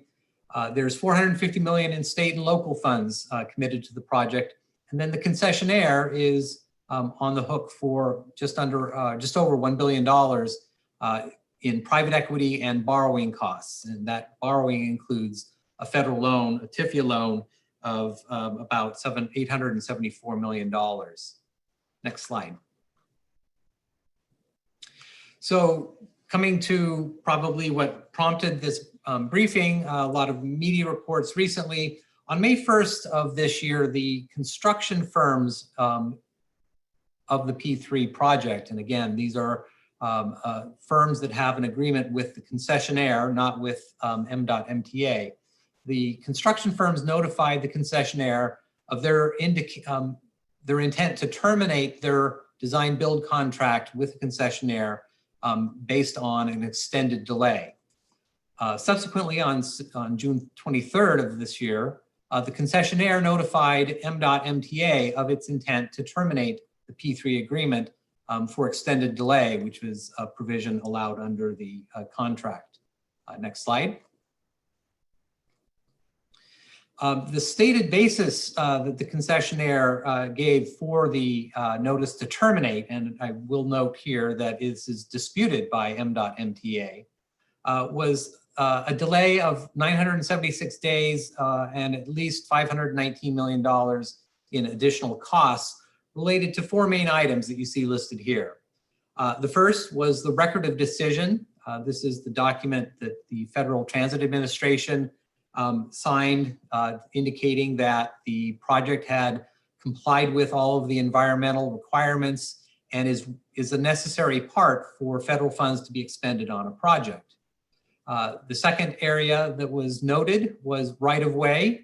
Under the contract, the state is responsible for procuring the right-of-way, and the concessionaire advises that they do not believe that the right-of-way was provided timely.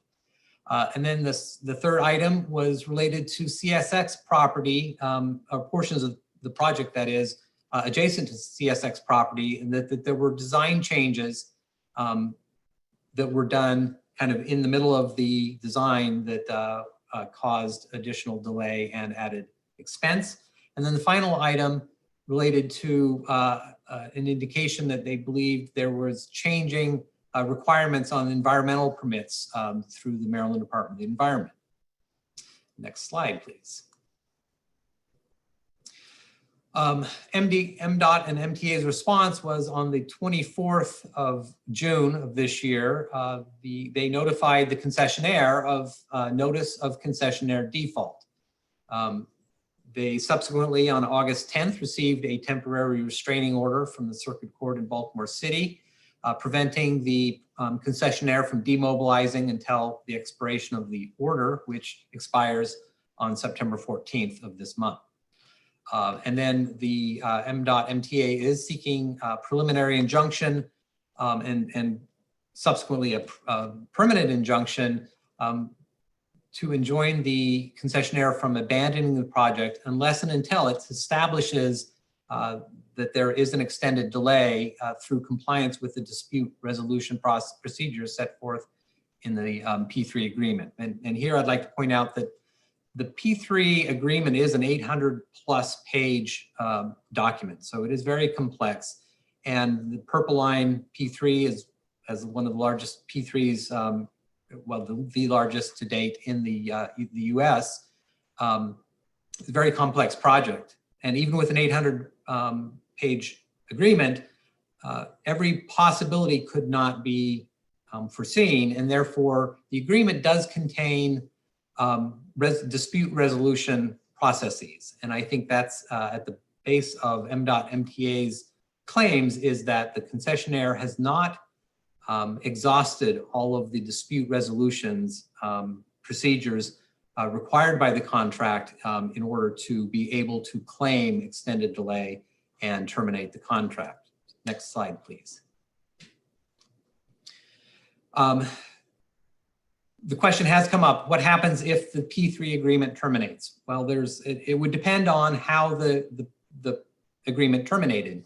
If it were terminated pursuant to an extended delay, such as the concessionaire is claiming, that would require Mdot MTA to pay back the project debt that was outstanding committed investment, and also provide for reasonable contract termination costs.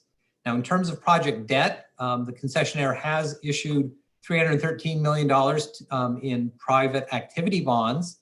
However, of the $874 million in the TIFIA loan, none of that is currently outstanding. The first draw on that was expected in fiscal 2021.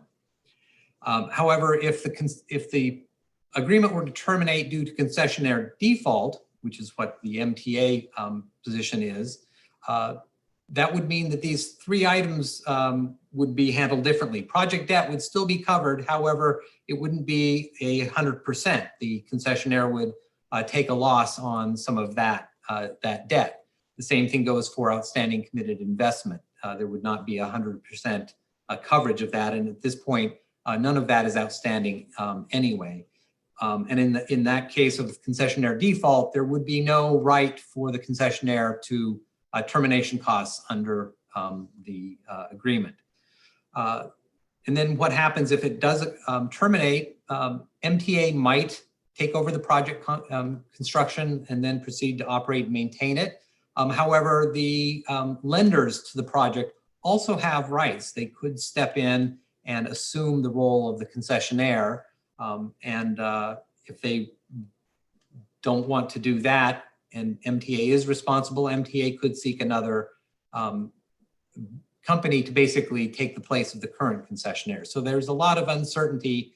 One of the things that will be certain is this would be an extended process to figure all that out if the agreement does indeed terminate.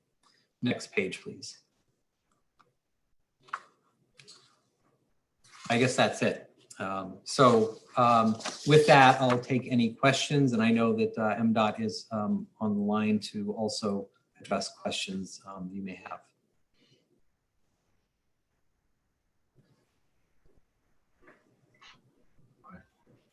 Don't see any questions, so we'll move on to Mdot. We have the secretary with us? Good afternoon. I am here. Great. Secretary, welcome. Good to see you. Good to see you all. I hope you can hear me okay. I'm not sure if you can see me. We don't use Zoom a whole lot, so I'm not sure if oh, now I can see myself, but great. Thank you. Thank you for having us here today. Good afternoon, Madam Chair, Mr. Chair, members of the committee. Happy to be here today. With me here on the call today, I have Kevin Quinn, Administrator for MTA. We have Matt Pollock, who has been with us for about 2.5 months. He is our newly hired project director for the Purple Line. We were able to lure Matt from the private sector with extensive experience in constructing rail projects. He just had never done one in his hometown, so we lured him into the public sector to do that with us. And then I have Jacqueline Hartman, who is our Chief Financial Officer, on the line as well, in case there are some questions. First, let me thank Steve McCullough. I concur with everything he has presented. Steve always does a great job, and we like him as a partner. So thanks for being here. Let me start by saying that I'm really happy to provide some details regarding the status of the Purple Line project. We're going to have Matt talk a little bit about some of the construction, and then we can all answer any questions. At the same time, and I'm going to get to why this is, on the advice of our counsel, our Assistant Attorney General's office, I need to be mindful of parties and some ongoing disputes and current litigation, and the fact that we have a hearing that is going to take place next week in circuit court. And so I'm going to be somewhat limited in some details about our legal strategies, particularly with respect to matters that involve kind of the privileged and confidential kind of negotiations or communications. It's my hope that you all understand that. As you know, after months of negotiations and discussions among the parties to resolve the disputes regarding the Purple Line, MTA filed a complaint against PLTP on August 10th in the circuit court for Baltimore City. And what the complaint did was it sought, among other things, a temporary restraining order, a preliminary injunction, and a permanent injunction to restraining and enjoining PLTP from abandoning the project until it has established that extended delay, as Mr. McCullough had noted, exists by and through its compliance with the dispute resolution procedures that are set forth in the agreement. It's kind of where we are on it. We're working through those dispute resolution processes, and we would like them to work through them before that delay is established. The complaint was filed after PLTP and the design build contractor, PLTC, had started to really demobilize in really what we felt was an irreparable way, despite our notice to PLTP that the termination based on disputed assertions was a breach of the P3 agreement. After the hearing, the judge issued a temporary restraining order that enjoined and restrained PLTP from that demobilizing and abandoning the project until it establishes that delay in accordance with the terms of the P3 agreement. The temporary restraining order does expire on September 14th. However, a hearing regarding the state's request for the preliminary injunction is scheduled for next week on the 8th and the 10th. If Mdot, MTA prevail, then PLTP would be further enjoined and restrained from abandoning the project. So notwithstanding the litigation, Mdot and MTA continue to consider all options for completing the project.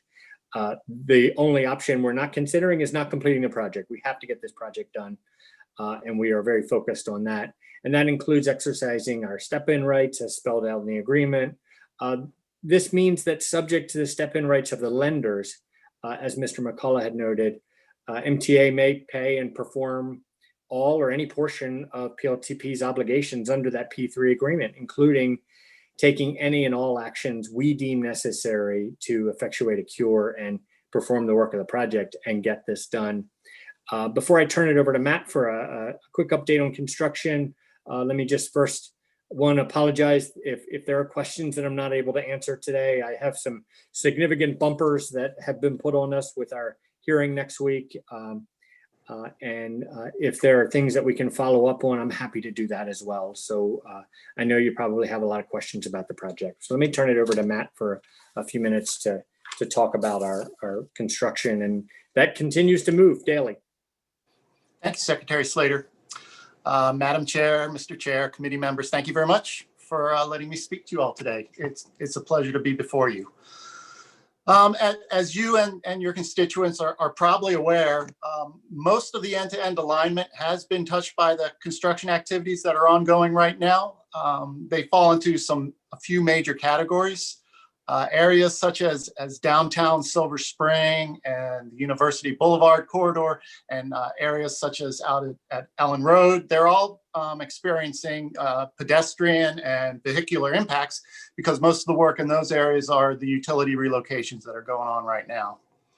In other areas of the alignment, there's a lot of wall work that's going on. Cast in place, mechanically stabilized earth walls, and these are all put in place to support both the alignment and the Capitol Crescent Trail that is going to be paralleling it in many of these areas. You also may have noticed a number of aerial structures that are being constructed. They're partially constructed in downtown Silver Spring. They're also partially constructed down in Riverdale Park. Additionally, the Plymouth Tunnel off of Wayne Avenue in Silver Spring is also under construction as well. There's basically a lot of construction that still remains to be done. So Mdot will continue working to keep this project moving forward while we protect the rights of the state of Maryland. So thank you very much. Thank you, Matt. Now, I will say that myself and Matt and Administrator Quinn and our Chief Financial Officer, Jacqueline Hartman, are here to answer any questions you may have.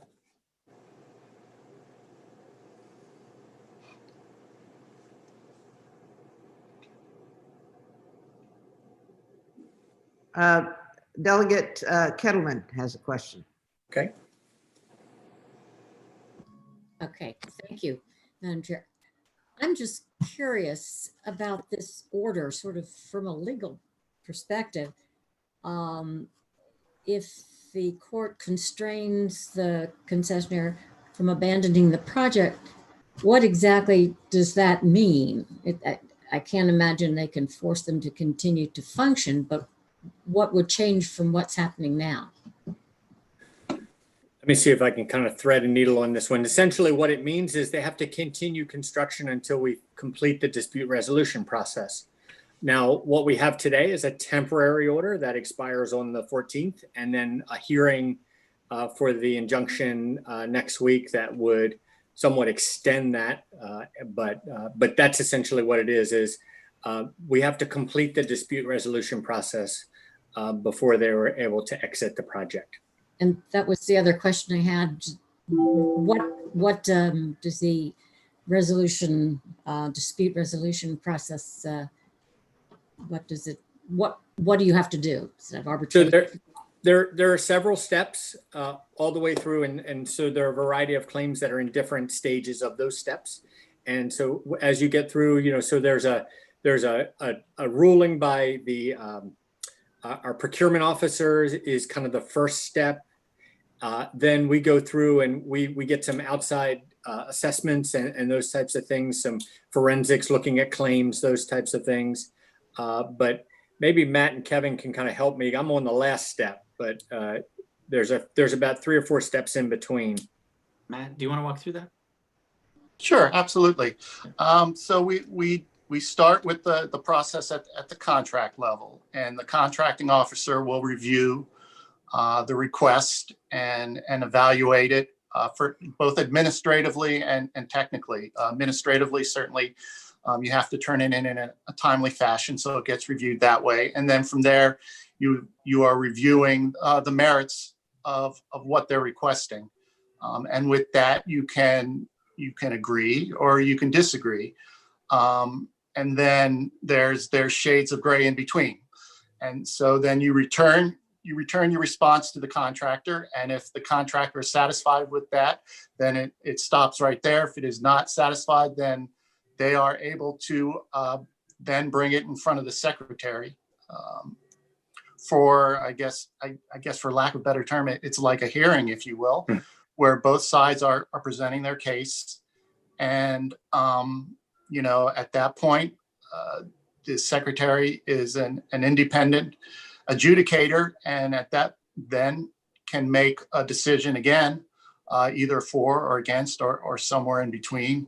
And then from there, it can go up to the courts.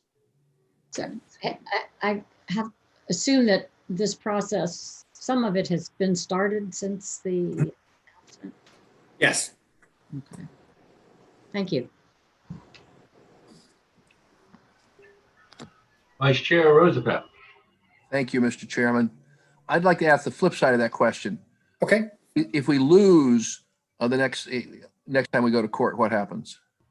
So next week, if we lose, I think there are a variety of paths that we have. I probably am not permitted to talk about kind of the legal strategy after that, but there are a variety of paths that we would take to protect the state and to continue keeping the project moving.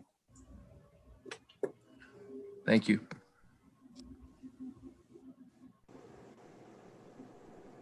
Delegate Corman. Thank you, Madam Chair. So 2 questions. One, and I'll preface this by saying this is not prejudicing the outcome of any litigation. This is a hypothetical question. Hypothetically, if something were to happen to the P3 concessionaire that they walked away from the project and the state had to step in, could you describe in a little bit more detail what that would look like in terms of short-term costs that the department would face and takeover rights on the federal support, including the TIFIA loan and the private activity bonds? Sure. So thank you. So I'm going to make sure I understand your question correctly. So there are costs if the P3 dissolves, essentially, there are costs to the state. You would like to understand what they are, and then 2, kind of how that works in terms of the debt and the federal funds. Okay. Yeah. So let me start on the costs. So essentially, if the P3 dissolves, the state is on the hook for, I'll say on the hook subject to a legal dispute, on the hook for bonds, outstanding bonds and costs and those things along that line. For the most part, the money that's been expended, they've been using, the project has been using the state money first. So they have not drawn down TIFIA yet. And they have not, I don't know the answer to whether they've drawn down some of the bonding yet, but I know they've been using the state funding first. So essentially all of those costs have to do with outstanding bonds and some of that debt. But I will say that all would be subject to litigation and where we feel is responsible or not responsible for that. In terms of the TIFIA and for the bonding. So the project is done with activity bonds, and the bonds are backed by transit revenues across the state. So there's statewide transit revenues for our whole system backing the bonds for the Purple Line. And that was done years back just so that we wouldn't impact too much on the debt limit for the state. And we worked with the Treasurer's Office on that. So we would essentially issue the same kind of bonds that were issued by the private sector in those revenue bonds, those transit revenue bonds. We would issue them ourselves and acquire that and kind of work through that and use that to advance the project. On the TIFIA side, we would essentially apply for TIFIA the same way that the private sector did. We've had some conversations with them. The interest rates on TIFIA are much better today than they were when the start of this project came about. So we feel that there are some advantages there as well, but we'd be a government client for TIFIA. So the process is a little bit faster than it is for the private sector. But I think we're well positioned to, 1, issue those bonds, but also 2, take over that TIFIA debt to be able to keep the project moving. Just so I understand, in the short term, it's not as though we're going to need to find $1 billion in cash from the Transportation Trust Fund to keep the Purple Line moving. We're going to be able to use these financing mechanisms. Correct. And if we are able to reach a settlement, because I will tell you that I speak to them personally every day. I spoke to the chairman of their board just this morning in trying to figure out if there's an opportunity for a settlement, and she's working back through her contractors and that group as well, and to see if there's an opportunity for us to settle. Now, if there's a settlement reached, then the idea is to take that settlement and weave that back into the availability payments and the existing financing that are there as part of that settlement. So we're not in a position today that in either path there will be a large cash need up front that would impact us in other ways, because that would be very concerning right now. Right, and I don't want to talk about litigation or settlement because I'm talking about hypotheticals here. Sure. Madam Chair, if I could just ask a quick follow-up. Thank you. So the litigation's with PLTP at this point, or PLTC? Well, our contract is with PLTP, so it is with PLTP. Okay. And who's the majority party of PLTP? Meridian. And are they involved in any other P3 that the state is currently pursuing? They are one of the teams pursuing our Highway P3. And they were shortlisted by your department? We shortlisted all 4 teams that came after that. So while you're in litigation with them on one P3, you shortlisted them on the other P3? As a We team did. member? As a team member.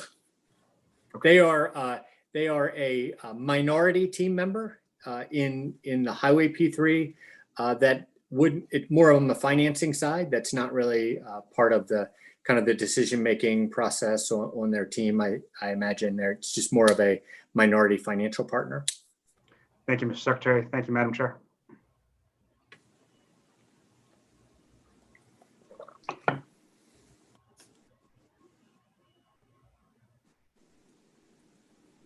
Vice Chair Jackson. Thank you, Madam Chair. Thank you, Mr. Secretary, for being here. Those of us from Prince George's County will be certainly following this very closely.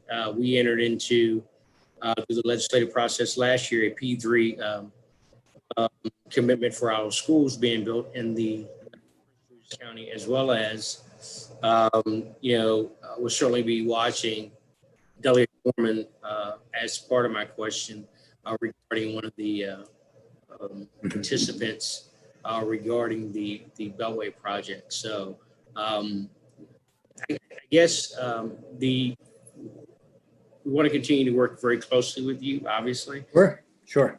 The Purple Line affects both Prince George's and Montgomery counties, but for all of Maryland.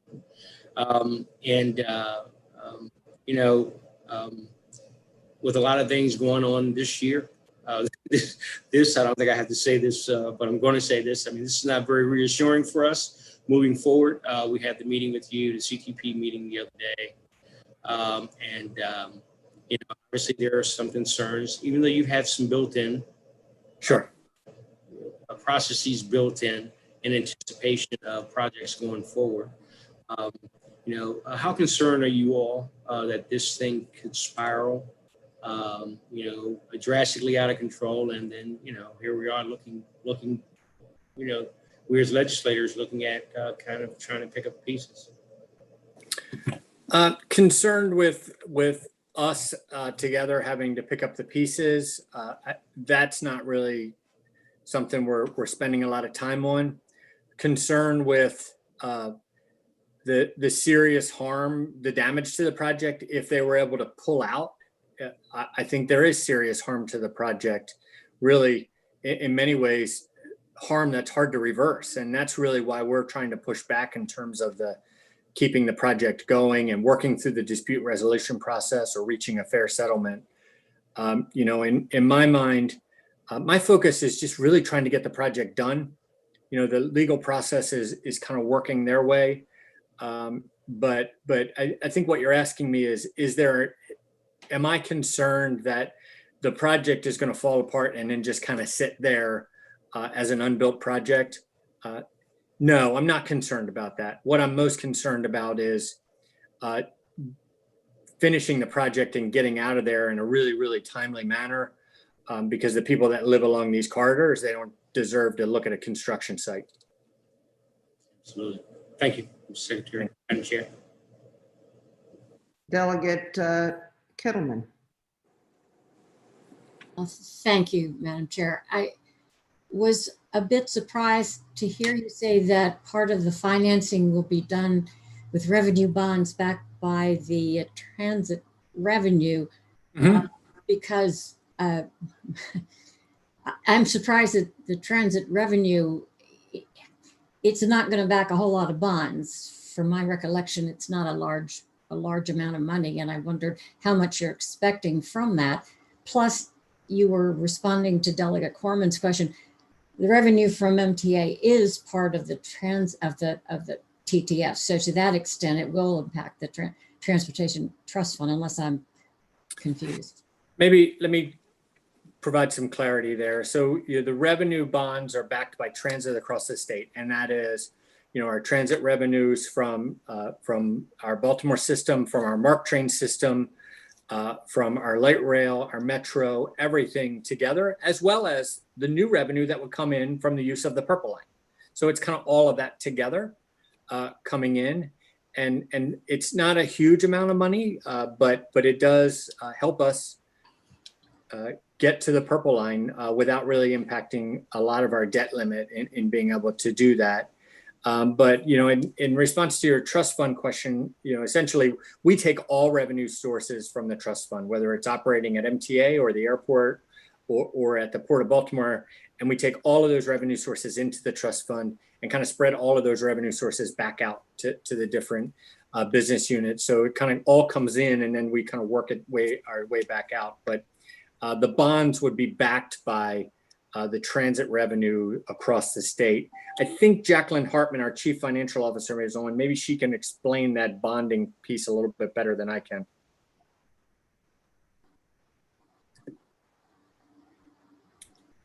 Maybe not. Thank you. Thank you.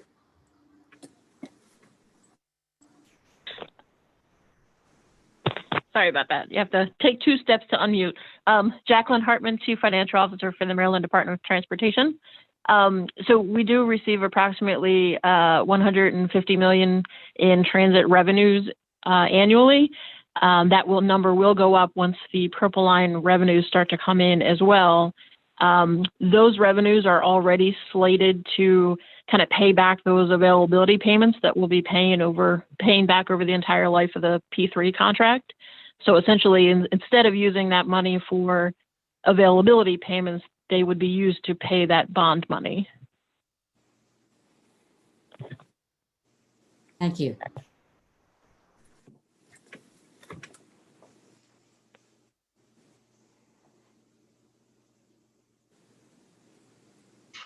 Madam Chair, I don't see any other questions at this point. So I think that will bring us to the end of the hearing. Do you have any final comments? No, just you're muted. The only, thank you, Mr. Chairman. The only thing I would ask of Secretary and Kevin, if he's still among us, is not related to the Purple Line, as you can bet. Have you been able to settle on a time to do a presentation to the Baltimore City and Baltimore County delegation about the proposed cuts in service to MTA? Let me hear from Kevin. I know Kevin's scheduled to brief the Baltimore City Council next week. And then I think he was working on some times. Kevin and I are both arranging some times as well with some individual members of the delegation. I know we're working on a time with Senator McCray. That may be tomorrow or it may be Monday. I'm not certain, but yes. And I will tell you that as we're still working on those, if there are materials that we can share, we're happy to do that. But we are committed to talking through, not only briefing, but talking through all of those and collaborating on those with each and every member of the delegation. And we really value those thoughts. Yeah, absolutely. I'll just echo the Secretary's comments that we look forward to those presentations. I know I'll be presenting to the Transportation Committee, the Baltimore City Council next Wednesday afternoon. And then I believe we are set up with the Baltimore City delegation next Friday morning. I think we were able to nail down a time. So good. Yeah, we look forward to that. Good. Thank you. Sure. Of course. So with that, thank you, Secretary Slater and your team. We really appreciate you being here. And I want to thank both of the committees for hanging in there for this sort of double hearing, which was very important, very insightful, and appreciate everybody's participation. Great. Chair McIntosh. Thank you to all who participated. It was a great hearing, and thank you to both, of course, the House members, but also our Senate partners. Thank you. Thank you.